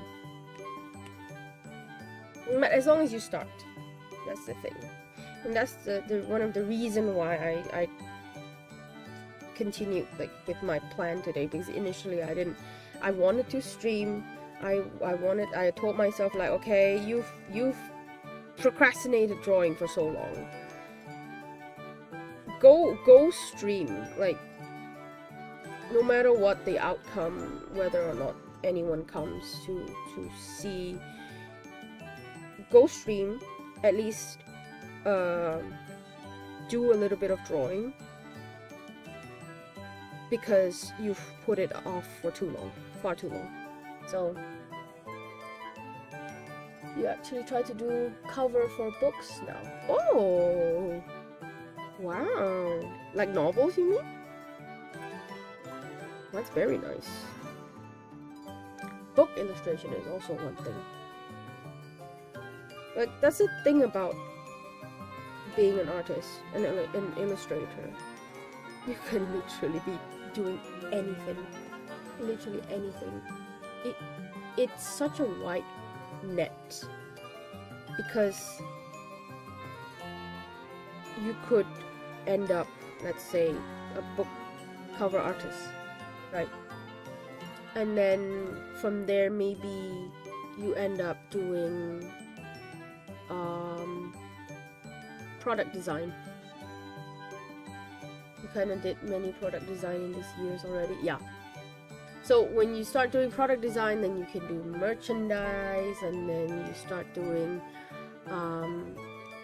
it branches off everywhere actually, right? So then if people start noticing, then you get like brand deals. Maybe you can have your artwork on covers of, not books, like it could be posters. People could commission you to create assets for things. I keep going back to book illustrations, but I know a lot of illustrators that they start from like drawing, and then people tell them like, oh, I really like your style, could you please illustrate for this book that I'm writing? And then they get into like storybook illustration, and then they do children's storybook illustration, or then they start like doing murals, because those, like, it can be anywhere, like art can be put on anything, right?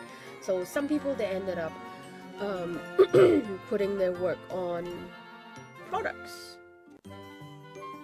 I know some people who were illustrator and ended up becoming pottery, like ceramicists. They started creating their art on pottery, and maybe like vases or cups or mugs had their artwork on it, those kind of things.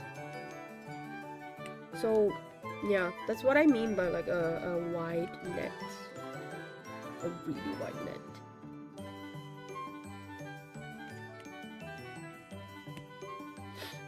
So yeah. Oh, and I saw there was also this trend a while ago where people have their artwork on cosmetics, like makeup. People would be commissioned to create artwork for an eyeshadow palette, let's say the cover of an eyeshadow palette, or their artwork is on a bottle of perfume. I myself actually have done like paintings, and this is one thing too, which was I did not expect when I was studying, that I was referred to this agent that did a lot of life drawing event, life painting event, and I would go out to different kinds of events. It could be fashion related, because I initially I was referred because I was studying fashion because she was looking for a fashion illustrator to draw people that they would come to an event, and then I would draw them buying the clothes, or like I would draw them in the clothes that they bought. So from then I was, by the same agent, referred to paint on perfume bottles. So people would buy the bottle of perfume, and I would have a selection of artwork that was pre-approved by the company, and it was flowers, so I'm very on brand, as you can see. So I would have like, I had like 5 designs, and then I'll have it in front of me, and then I'll ask them, also, what design would you like me to paint on your perfume bottle? And then they will say, oh, I want design A, let's say, and then I was like, I would ask them, oh, would you like me to change the color or anything? And then they were like, no, it's fine, you can paint it as it is. Then they will have like a custom hand painted perfume bottle. That's one. Events. I know a friend of mine who does bags, so people, luxury bags, so they would purchase a bag, and then because it was a limited event, she would offer, like, ask them, oh, is there anything you would like me to paint on the bag? And then the customer would be like, oh, please paint a sunset for me or something like that. And then she would paint a sunset on the bag. So it would be a special edition, one of a kind handbag painted by an artist. So there's that. So it covers a lot of things. I remember I did it was a ball, and then I would paint people in the ball gowns, and then they would have their own cards to keep a memory of the event. And then I know a few people who did weddings, so they would paint the wedding. Maybe it was the first dance, and then she would paint the couple, and then at the end of the wedding, she would have the painting ready to give it to the couple. But again, these kind of things, you've got to have connections. So building connections is also very important.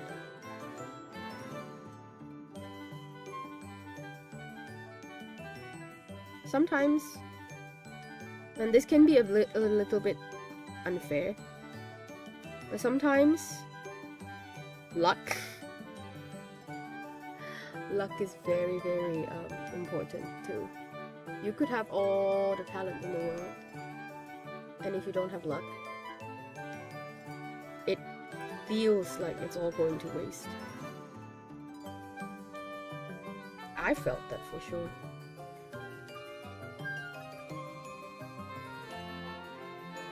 But for me, I've kind of like, in a way, given up on trying to make a career out of this, creating my own art. I mean, I just do it for fun now because I feel like I've tried before trying to sell my art, and it just didn't sell. So I decided, like, okay, well, I guess it's not for everyone, no one's interested, so I stopped doing it for a reason. Like, I stopped doing it for that reason exactly, because I was like, no one's gonna buy it anyway, why do I even bother, you know, like, why do I even bother creating art? Because every time I drew, it felt like, why am I even doing this, you know? But then I would think back from when I was a kid, and I would just spend hours drawing, and I enjoyed every bit of it. It was not like I was gonna make money from it, but I did it because I loved it. So I thought, you know, yeah, you can't make money from your art, but it doesn't mean you can't enjoy it anymore. Like, why have you decided to hate on your art? Like, since you've given up, and this is me telling myself, right, since you've given up, then who cares what you draw? No one's gonna buy it. Okay, well, do it anyways. Do it for yourself. And that is why I'm here tonight. Thank you for listening to my TED Talk.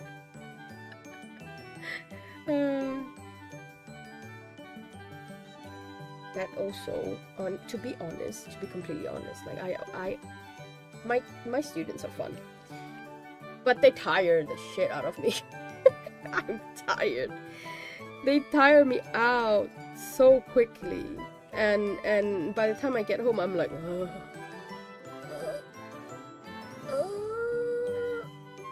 help me. There are moments where, while I'm teaching, I'll be like, oh, I just got an idea. And then I was like, oh, I gotta keep this memory. Like, I gotta keep this idea and like kind of file it away so that I can think about it later. Later comes and I'm like, huh? What was that? What was that idea? I thought I had an idea. It's gone. Because, you know, I'm tired or like I forgot. And a lot of the time for me, I don't know for you, if I don't do it immediately, I forget. I would completely forget what I wanted, like what my intention was. And it takes time to remember what I initially thought of, like what I initially planned.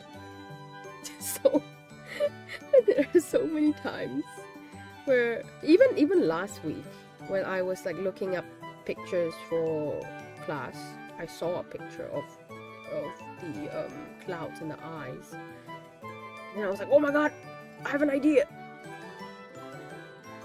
And then I didn't do anything about it. I was like, I have an idea, and I was like, keep that in my head. Clouds and eyes. And then when I was doing this one, I literally stared at my screen for 5 minutes, thinking, clouds and eyes. What did I want to do again?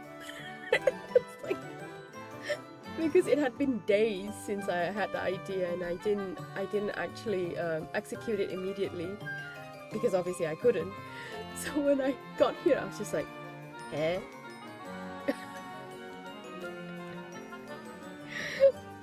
And my idea was not this. It was certainly not this. But I'm just like, it's okay. You know what? It's fine. Just go with it. It's fine. Eyes, baby. That's what I'd say. But well, I'm glad you enjoy to hear me yap about this. Thank you for listening.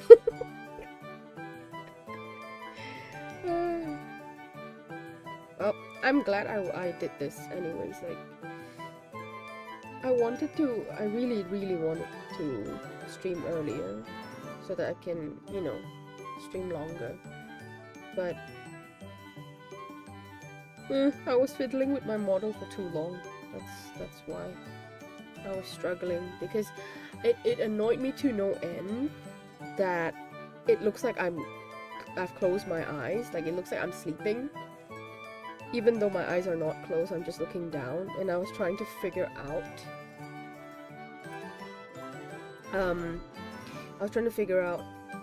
how to show that I'm looking down instead of closing my eyes, but it didn't work. So you got any advice for me? Well, I'm glad all that yapping did something at least.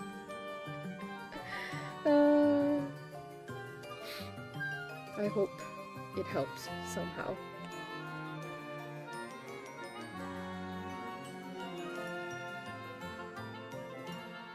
It's fun, like thinking about art and how it can, like how you can work with it. It's very unforgiving sometimes, but if you find your own rhythm, it does feel quite fun. Do you make the character yourself? You mean my model?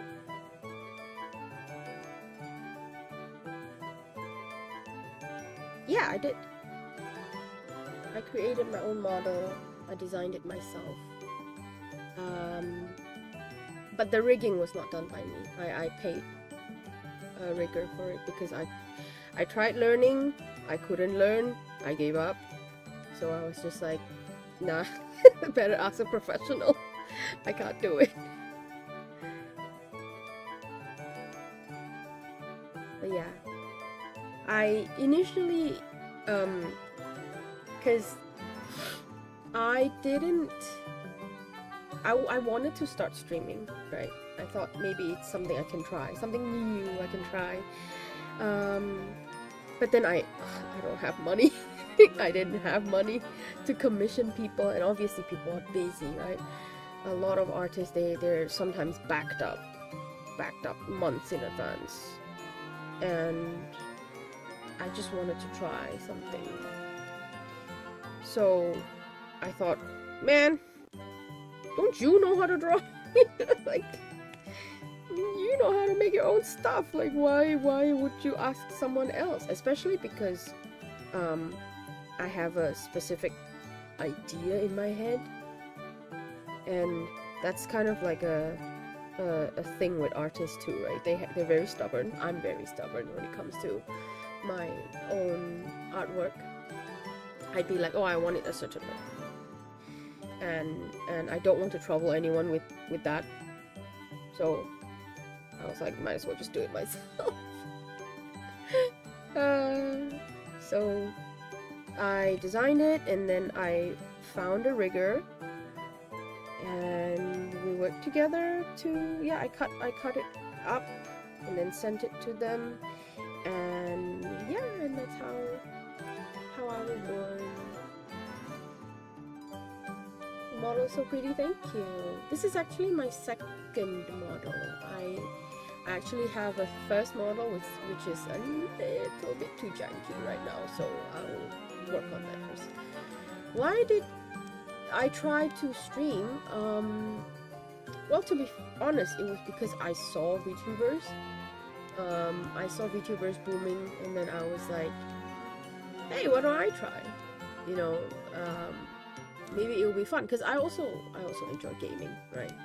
And then I wanted to find a community where there are people who game and do art together, you know, do collabs and stuff. I wanted to do collabs. I wanted to meet new people, my people in a way, like people who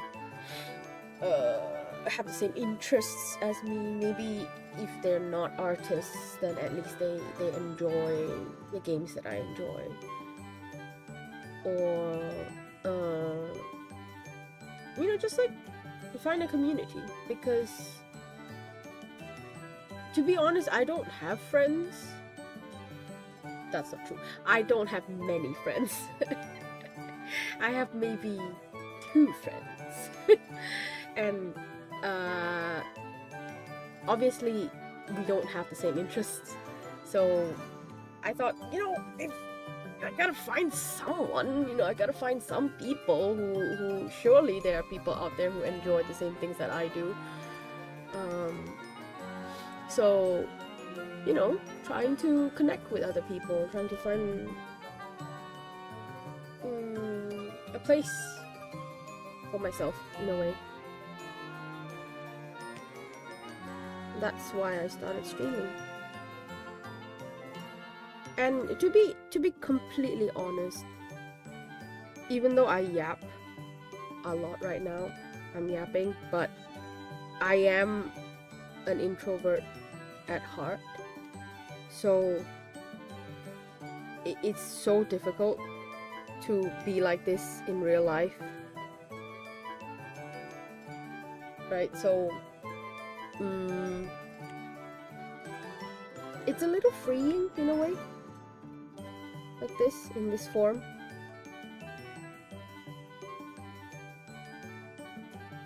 So yeah, that's how I ended up here. I used to do like back when I was streaming on YouTube. Well, I'm still streaming on YouTube right now. Actually, I am multi-streaming, but I am slowly inching more towards Twitch. I feel like it's more welcoming. I used to do like karaoke streaming and stuff, so I don't know if I want to do that anymore. Mostly right now, the reason why I returned, because I took a break. I stopped for a few months before this, I stopped for a year-ish, and then I started again last year before a lot of things happened, and then I stopped again for a few months. Now I'm just like, I'm gonna do it to relax, or like find my community again, like I said. Hopefully. Hopefully.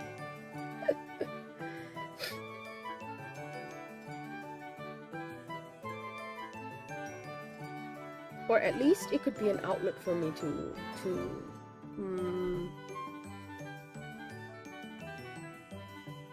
let out my feelings.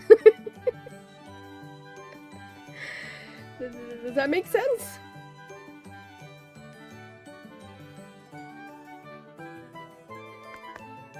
This is too big. I want a smaller one. Maybe this one. Ah!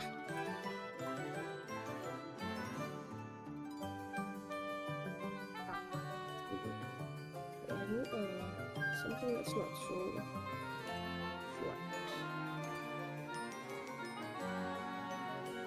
No.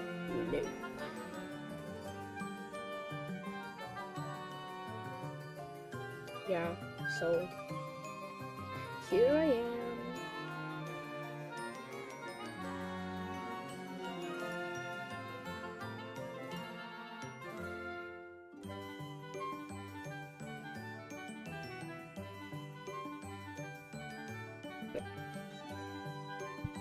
Oh,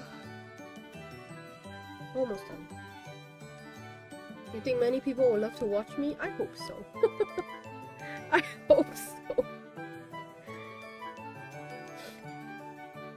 I yap too much sometimes though. Or not enough, actually. I feel like that was kind of my problem before, is that I stop. I would suddenly stop talking, and then it's like I run out of energy, if you know what I mean. Like I run out of energy, and then I just shut down. And then I won't be able to like talk anymore. Which is why I'm glad that you are here to chat with me. Because honestly, chatting with yourself can be a little difficult sometimes.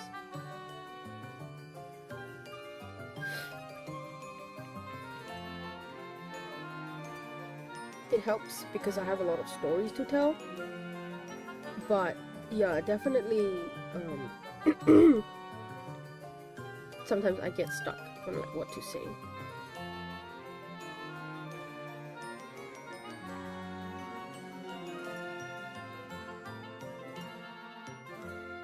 I was thinking, right, I could do like a story time, a story tea time or something, because I have a lot of story about my old job. About the old place that I worked in. That place was insane.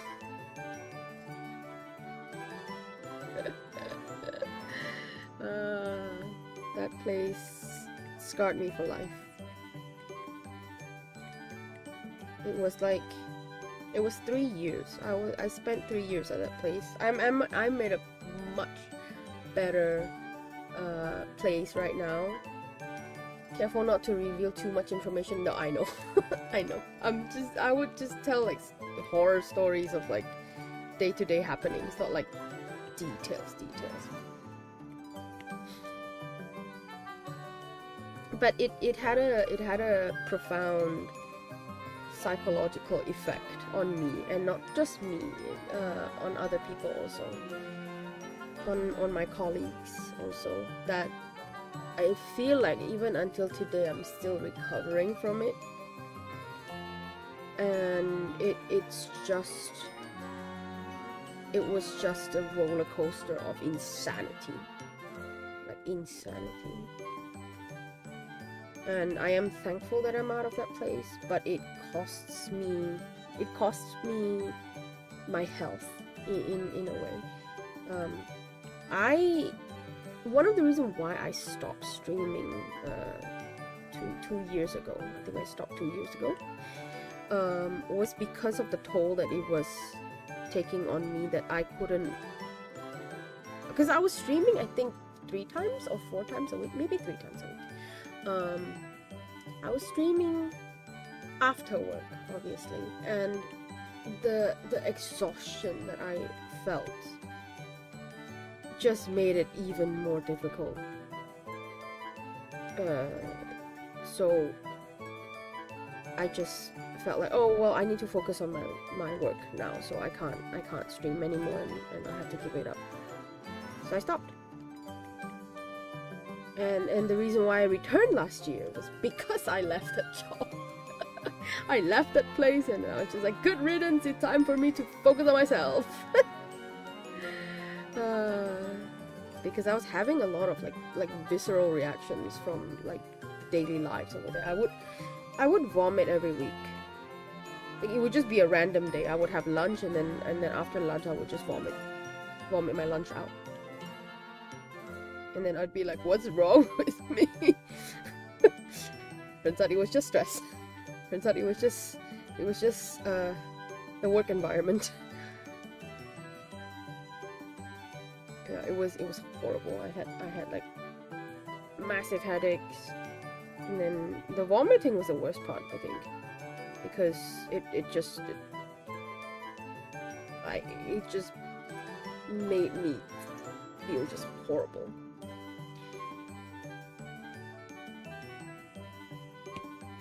But I left that place and I took a month break. I took that month break was so important. If you think you're thinking of taking a break from things, you should. Very, very important. That break helped me recover a little bit of my sanity and physical health. Like,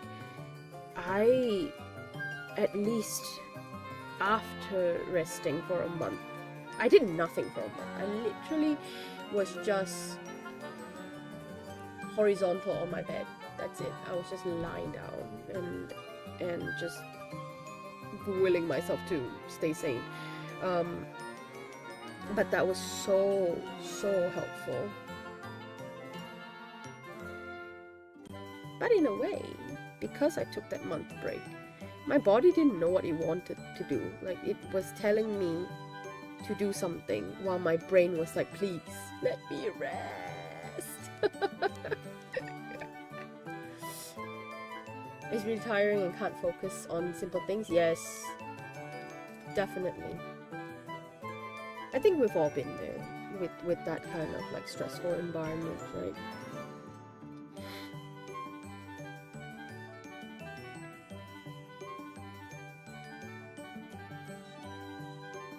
But yes, taking a break is very important. Well-deserved break.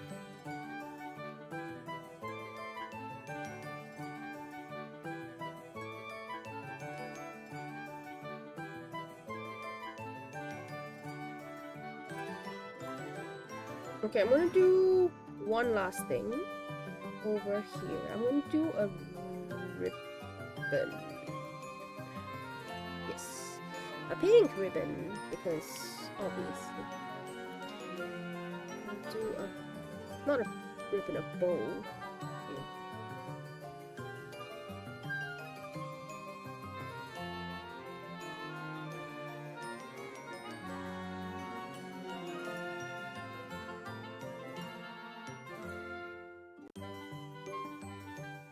You know what I hate? The fact that it's winter right now and I still have my AC on. Like, what is this?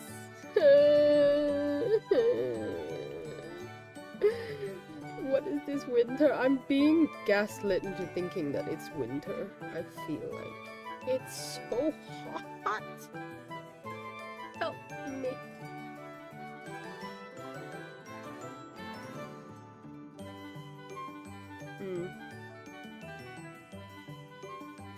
Right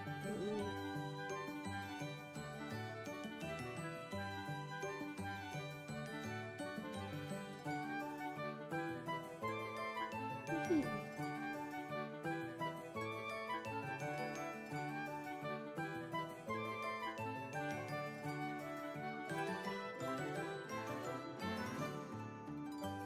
Is it too big? I feel like it's too big. Huh.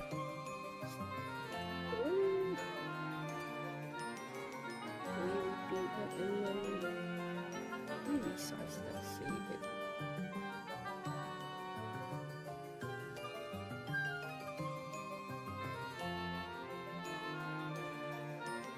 Because I want to put an eye here.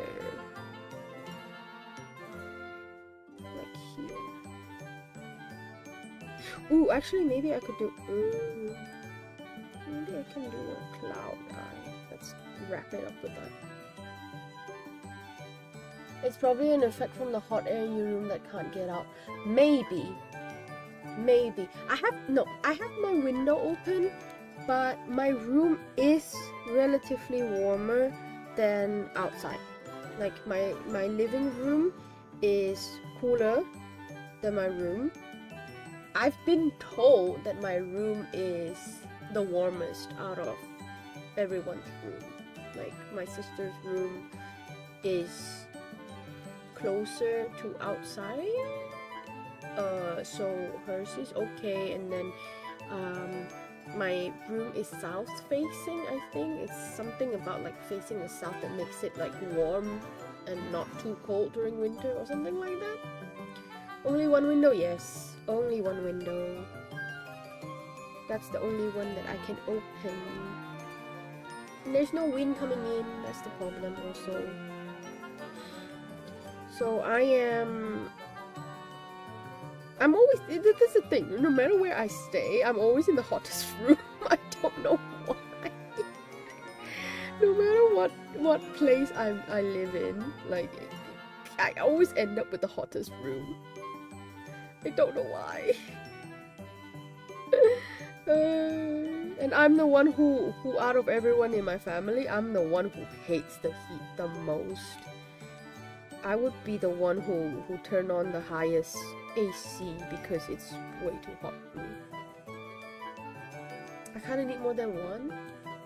No, but then outside, out on my living room, there's no window open, but it's cooler.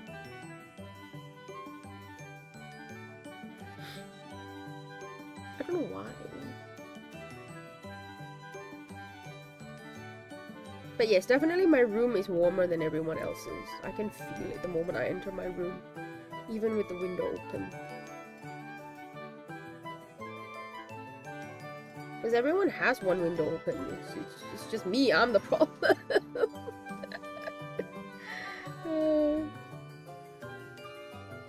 This is not right. Maybe I'll do a smaller window.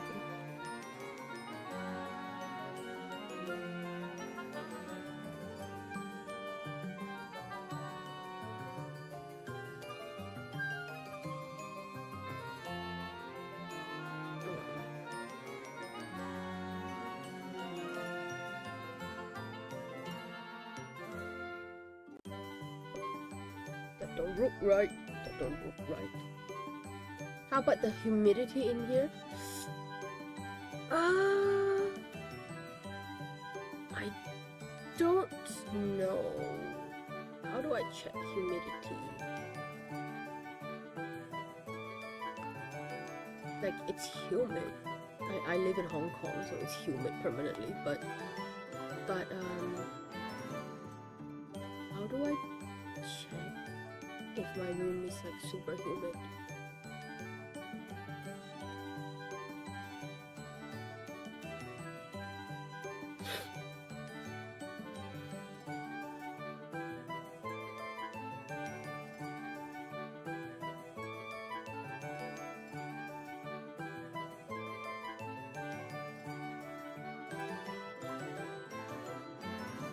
There we go, that's more like it. Confused why my ribbon was looking janky.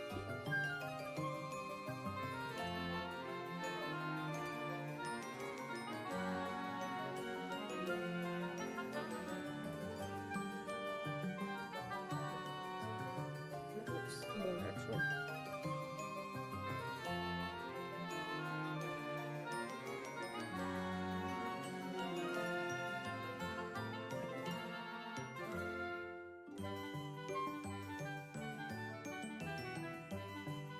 Mm.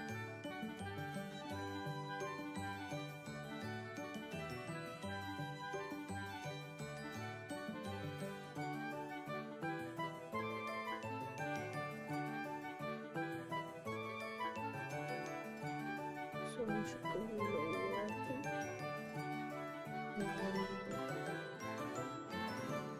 Big one here. It's getting cropped. It's getting cropped! That's okay. Let's do that. It is odd that it's the only thing that's getting cropped though.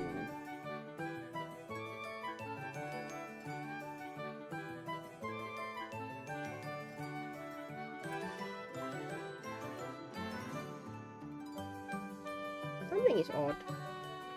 Something is odd.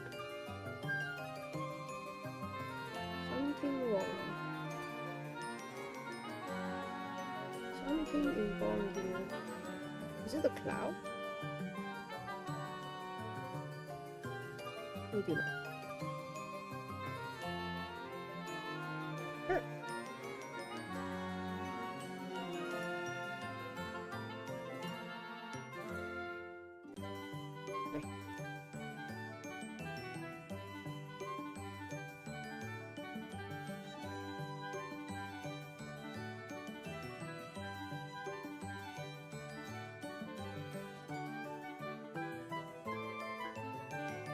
Exactly know if I don't see in person anyone. The problem is either humidity, don't have enough ventilation, or just the wall too thick. I'll check for humidity. It's probably ventilation. Because I do have my window open, but I have curtains. Maybe the curtain is the one that's stopping the air from coming in, maybe? I just kind of wish that it's cold outside, you know? Like actually proper cold.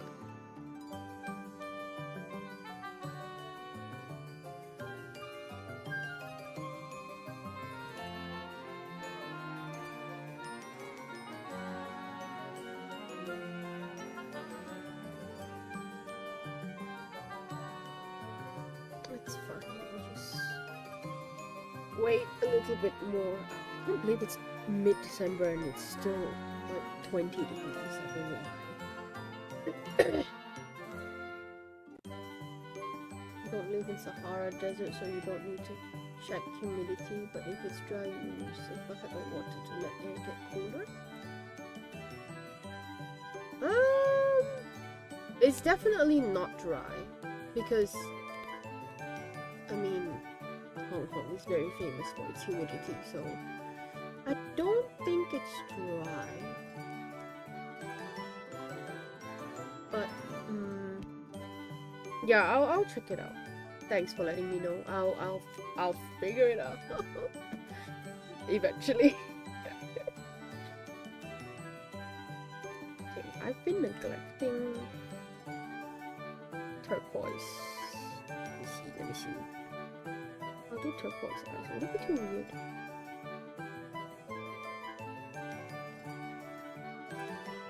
Turquoise eyes? Oh, that looks good.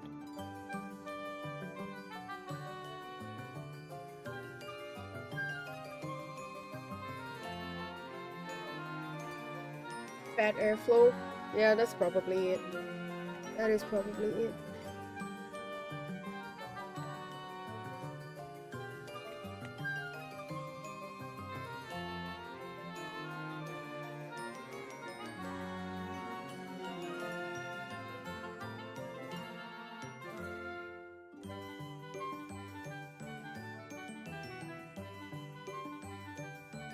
I do need to hurry up though, because it's almost 2 a.m.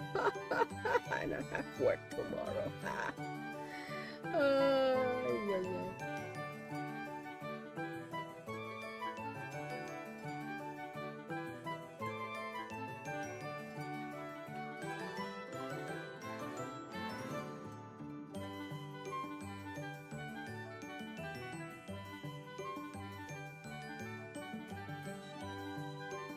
kind of looks like a moon here.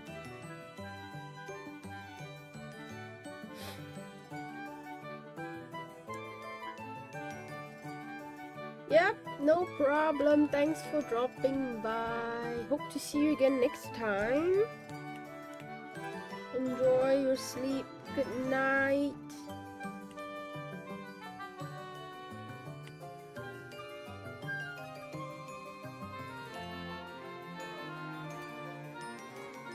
I'm almost done too.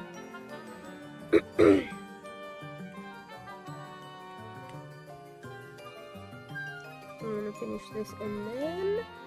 Wait, I left one eye here. I didn't realize I left this one here.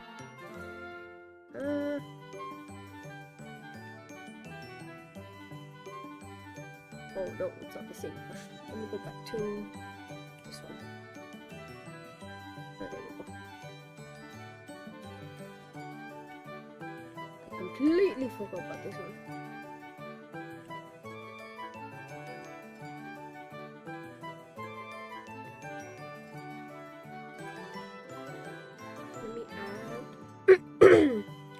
Add a touch of green.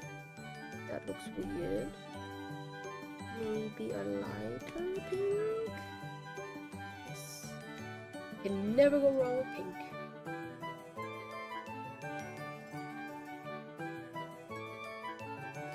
I do feel like it's kind of small though. Let's make that a bit bigger.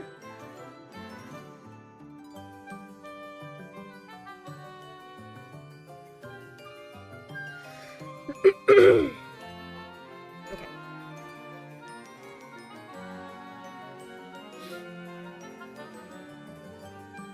And then I'll do the little cloud texture also here. And then do some purple.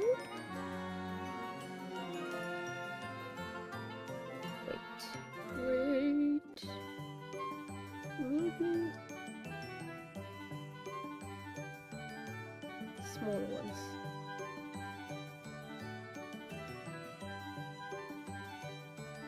Smaller ones. Cover this. And then I'll have some here.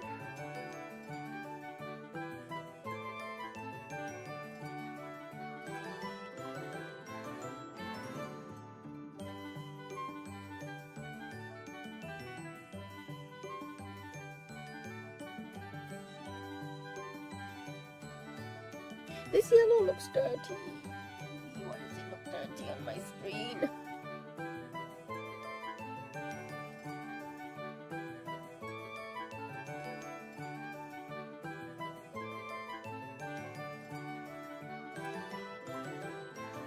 I think that's better.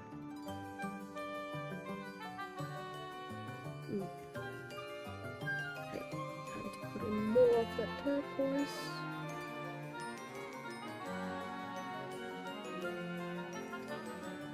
Back to blue.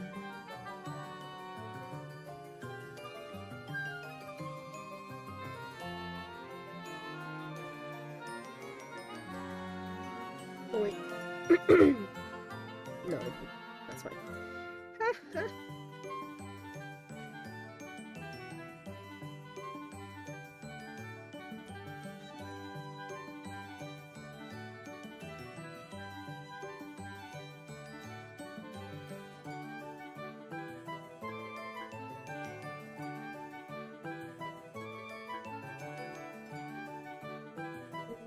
I'm gonna give it beautiful lashes.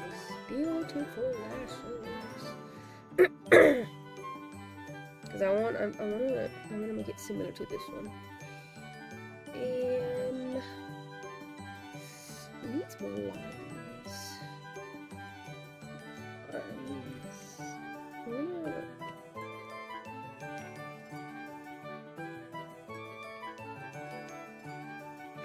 put more here. And then I'll do a little bit of peachy pink on this side.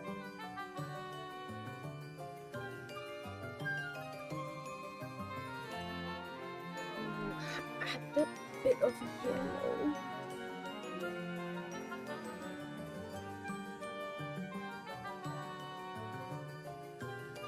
Highlight.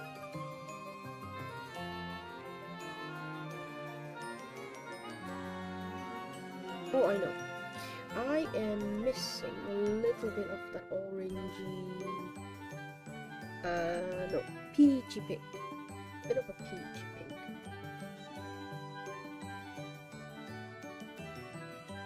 Because this looks very cool tone right now. Let me grab a pink and then slide it over to the orange. Yeah. Okay.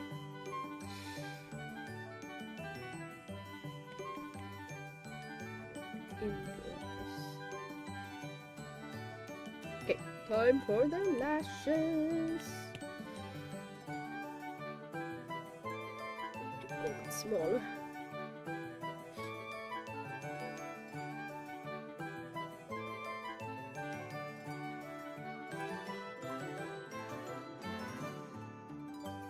Ooh.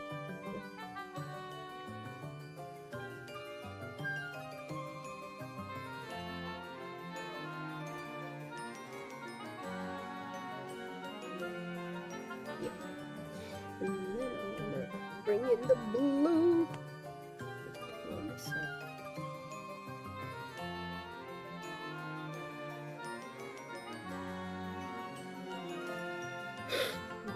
Go back to the peach and pink, but go a bit darker.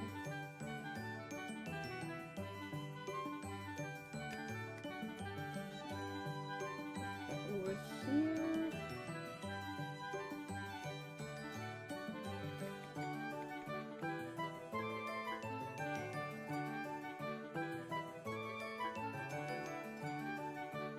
Yeah, that's good.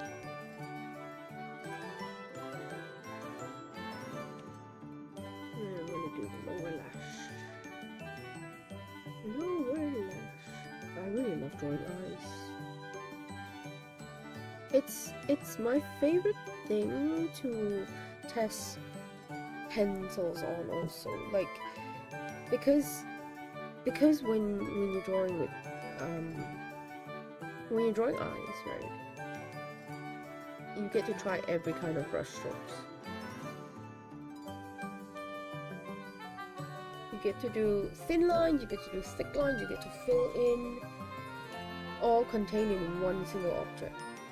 So I really I really enjoy drawing eyes. I once did a pen swatch thingy on my paper, like on my, not sketchbook, it's like a scrap paper-ish. I did like 10 eyes just to test the papers. Not the papers, the pen. I have lost my brain cells because it's getting late. I'm gonna go with a maybe a little bit of yellow here. Not too light. I think that's okay. And then I'll erase do a little bit of that, and then I will also have a little heart here. That's cute. And then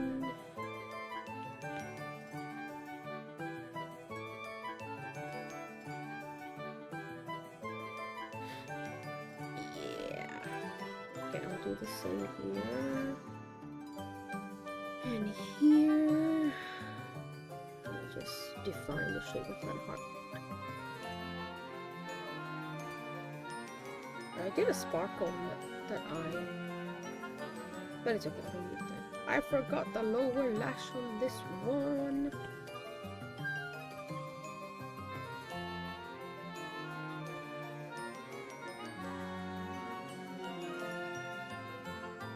There we go. And then for the ribbon, should I I'm gonna do like maybe cross hatching here.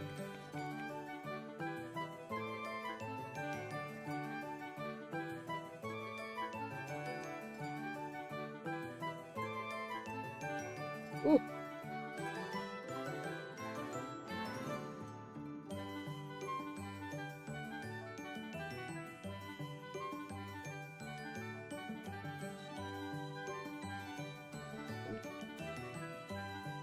More dense cross hatching. Or should I do hatching?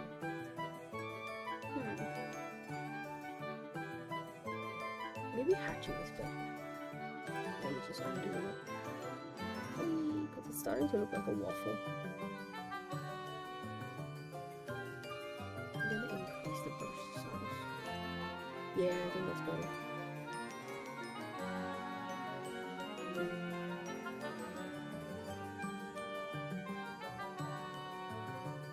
And then we'll grab that pink from there. Add some here. And then go with a light.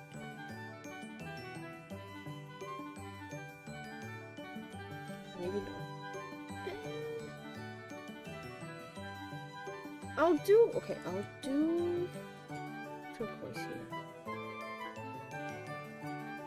Do a little bit of that.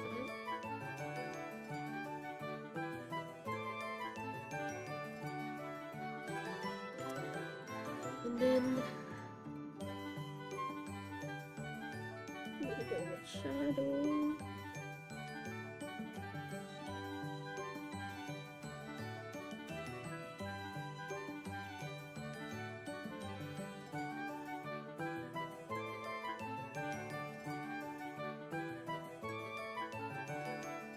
And then I'll have a little bit of shadow here too.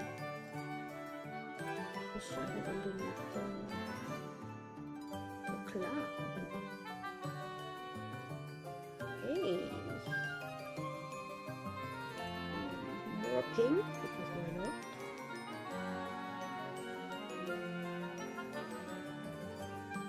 And I'm going to have some of that pink touching this.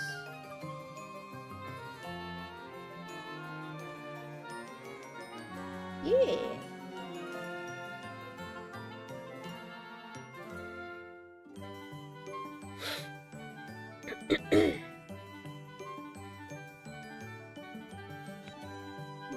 Some of the yellow highlights.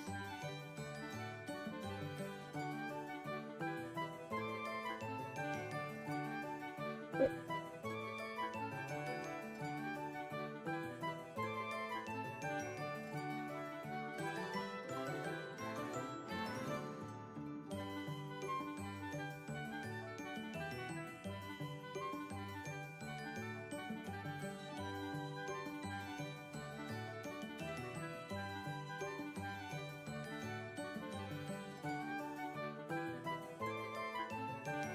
That green, tastes like ice cream, but it doesn't look nice. Or does it? Or does it? Not really, but it's okay. I'll add some of that, and then we'll do a little bit of this here.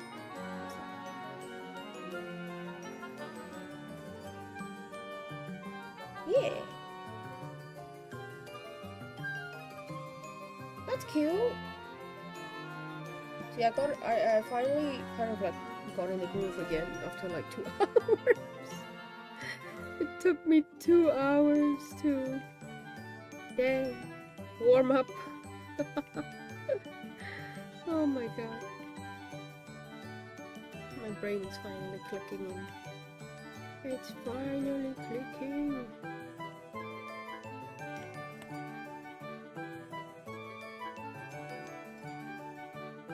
You would think that even though I've been doing this for 2 hours, I finally found the flow within like I would find the flow within like the first 30 minutes or first hour, but nope. It took me 2 hours. 2.5 hours actually. Okay. Okay, I actually might want to reduce more of this here. I'm gonna erase because it is too much color.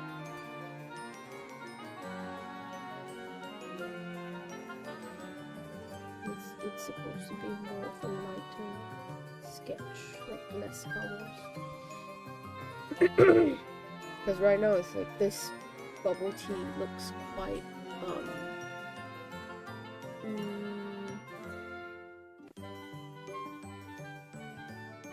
what do you call it? Like quite opaque.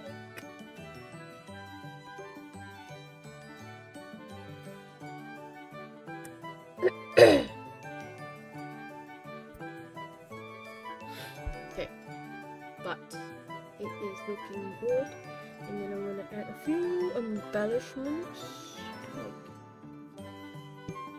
like stars, because I did stars on the corner, so I'm gonna do some sparkle.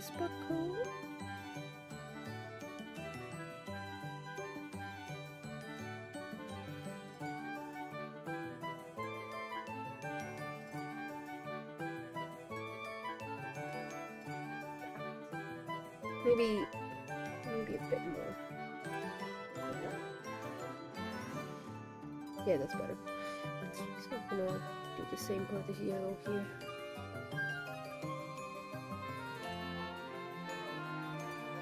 That's very dark for some reason. Okay, that's better.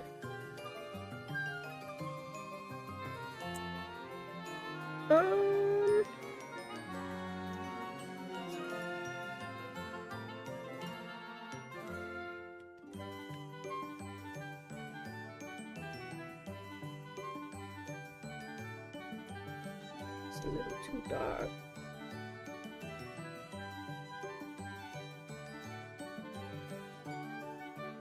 Okay. Huh. Okay. Maybe if I do some leaves, foliage. I could do some foliage. Let me just fix this flower first. I'll add a little bit of light. That is more of a blue color. Hello! Welcome!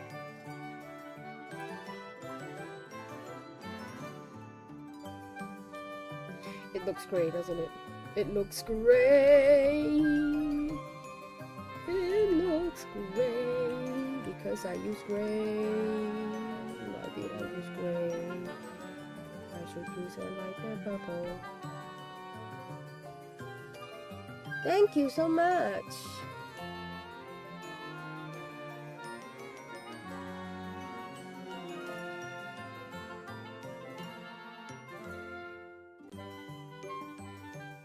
Is that way too purple? Is it okay? I think it's okay. Okay. I'm gonna do more of this squiggle lines. Squiggle. And then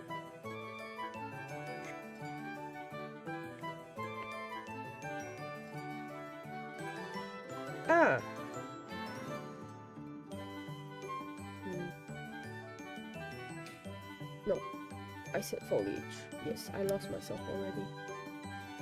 Foliage. Yeah.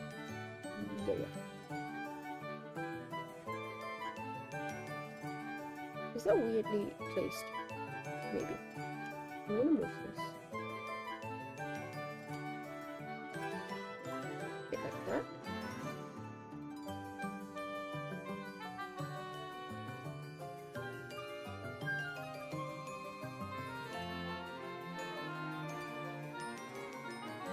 Oh wait, I did only one butterfly. I'm gonna move this sparkle over here. And we're gonna do a little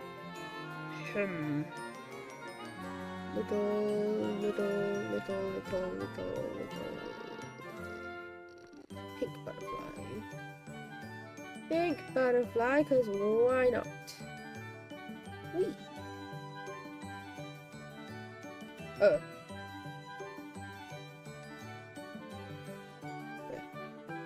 Keep it simple. That is not symmetrical. There we go.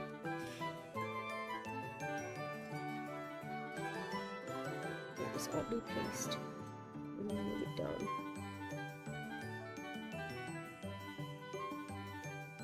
Huh.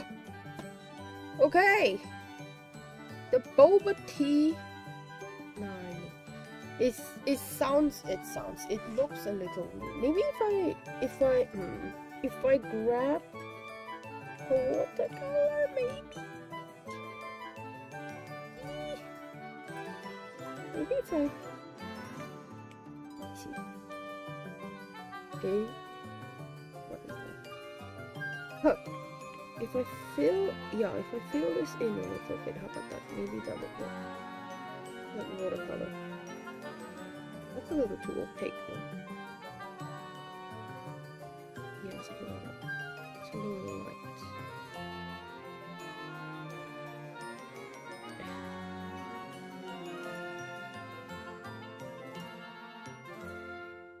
One would wonder, why the heck is she doing watercolor on the iPad?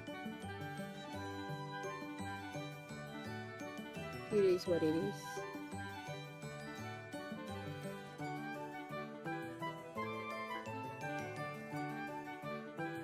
To be honest, this is gonna be so much easier to do on the actual paper. I wouldn't take this long, I think, had I done it on like actual paper. This doesn't take me 2 hours usually. But dang, 2 hours, 2.5 hours. With a head start too. I'll do a little bit of that here. Patch.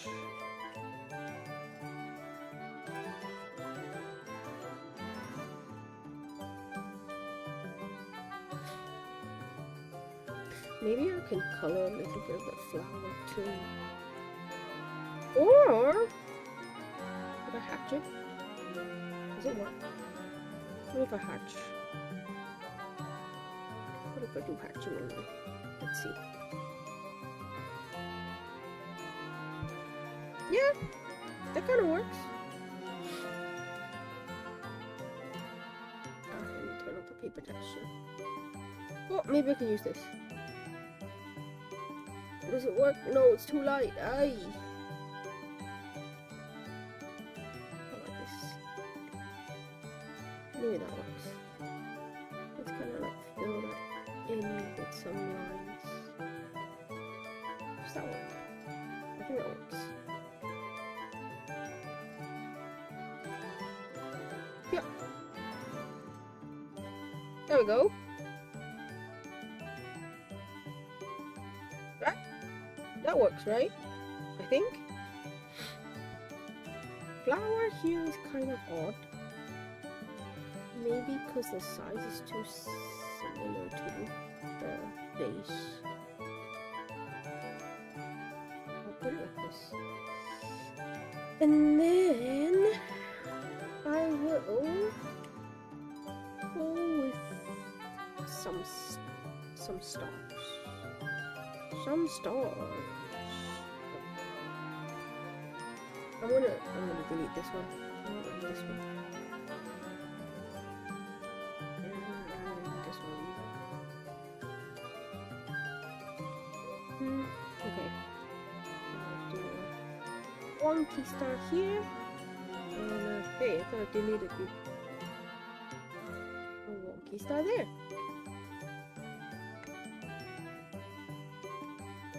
Wonky star. Oh, that is not a star.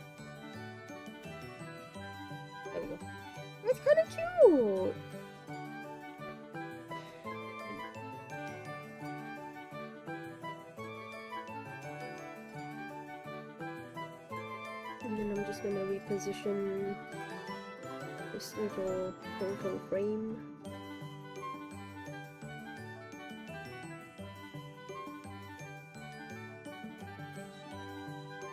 And then this one is up here. I'm gonna resize it a little bit. Yeah. That's cute. Okay, I'm going to add some more little things and then I think I'll be done with this. More little things. Maybe smaller. Maybe much more.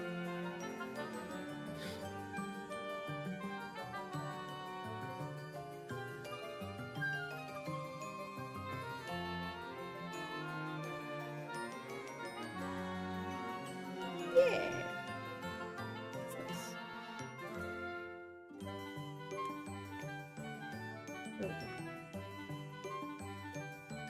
And I think that's it for now. I think I accomplished what I wanted to do. Kind of. Ish.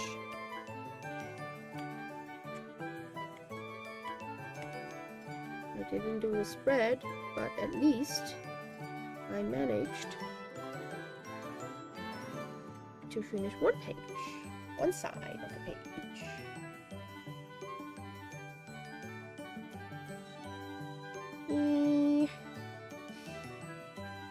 Yeah.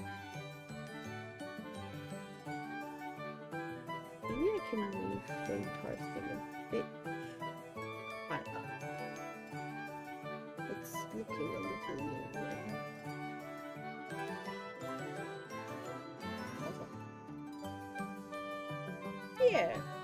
Yeah, it does look like it's part of a sketchbook. It looks like it was it looks like it was.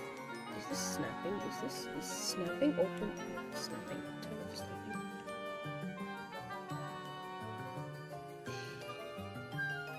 You know what? For someone who hasn't drawn on the iPad for a very long time. Oh no, wait, there's too much space now.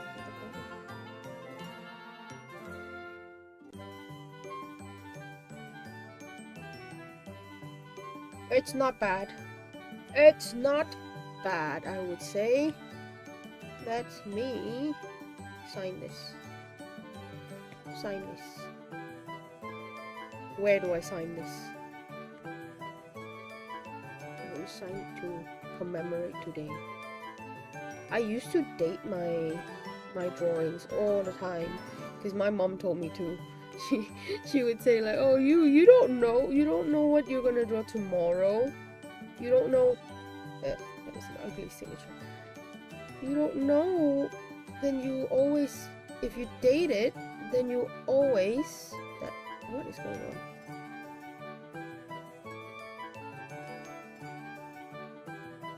Then you will always know when you created that. And then I think I kind of forgot. I always sign the rose better than the Stella. Oh, no.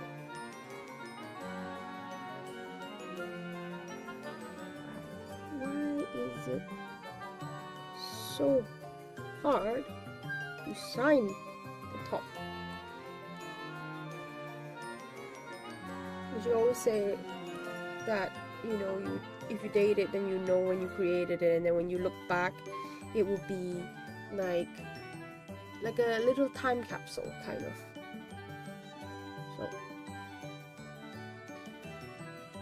So it's the 11th of December already. Oh my god. Okay, 11 December 25. That's how I used to date it. I'm gonna start dating my artwork again, man. It's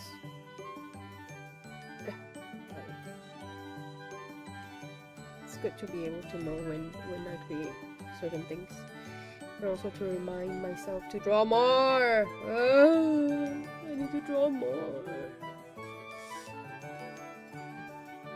Oh, thank you for the follow, Nisi Art. Nisi's art? Sorry, I'm still like figuring things out with the notification and stuff, because I actually don't get notified when someone follows me.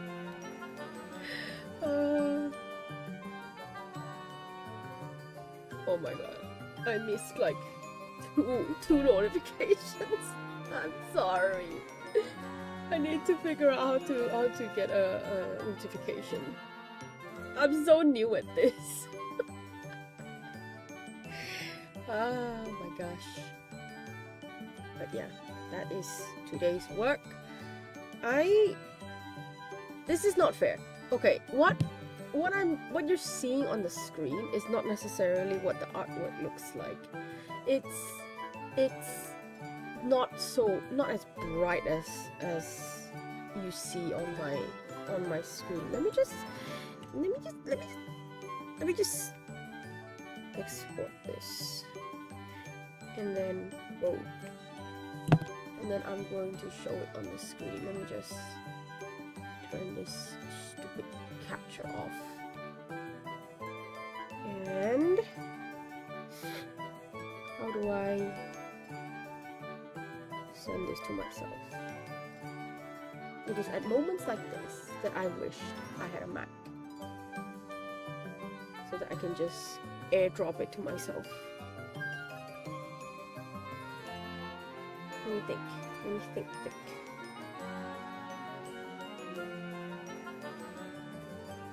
I got it. I have Dropbox.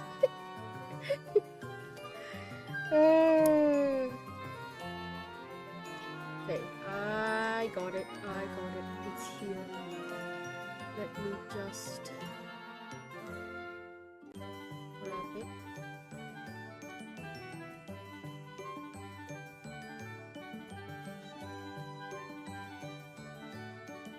There we go. Okay.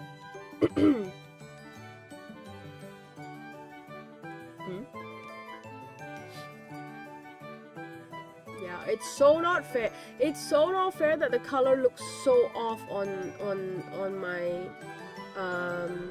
capture. It's capturing my iPad so poorly, honestly. Let me show you.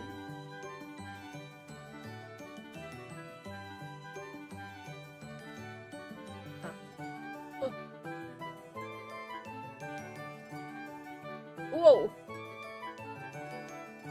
It's too big. I've disappeared. There we go. There we go. See? It's so... Compared to this, like, it's literally what you're seeing is not what you're getting. Like, what is this? What is this? This is two different artworks, I would say. Like, what even is this? It's so different. Because this side is like way like...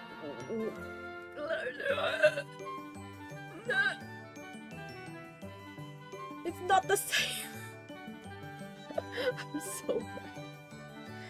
Thank you. But it's so ridiculous how different it looks. Like, yes, the colors are similar, but the warm tone is completely decimated from the capture. Like, it's ridiculous. Seriously. What is this? What even is this? Put that here. The difference between the actual image and the capture. Turquoise. Well, hey, at least I got it done, ish, kind of, because I wanted to do the whole spread, but clearly I overestimated myself. I'll probably continue this another day. I think I'm aiming to draw at least once a week. Draw for myself once a week, not for work. Because I just feel like I shouldn't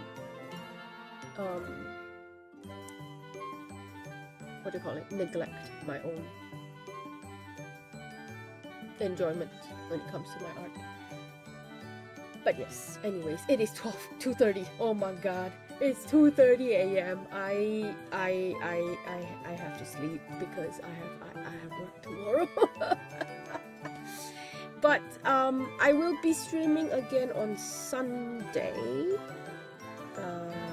Planning to either planning to draw again, or I'll play Genshin, because I have Durin's story quest to do. Maybe. Or I end up playing something else entirely. I don't know. I don't have a plan. I don't have a plan. But anyways, that is all from me today. Thank you everybody for dropping by. I hope you guys enjoyed it. Enjoyed me yapping. And I hope you guys enjoyed my artwork, my little doodles today. It's a crime that my capture did not capture the image properly. But yes, I hope I'll see you guys again next time. That is all from me today. Good night, everybody. Bye bye.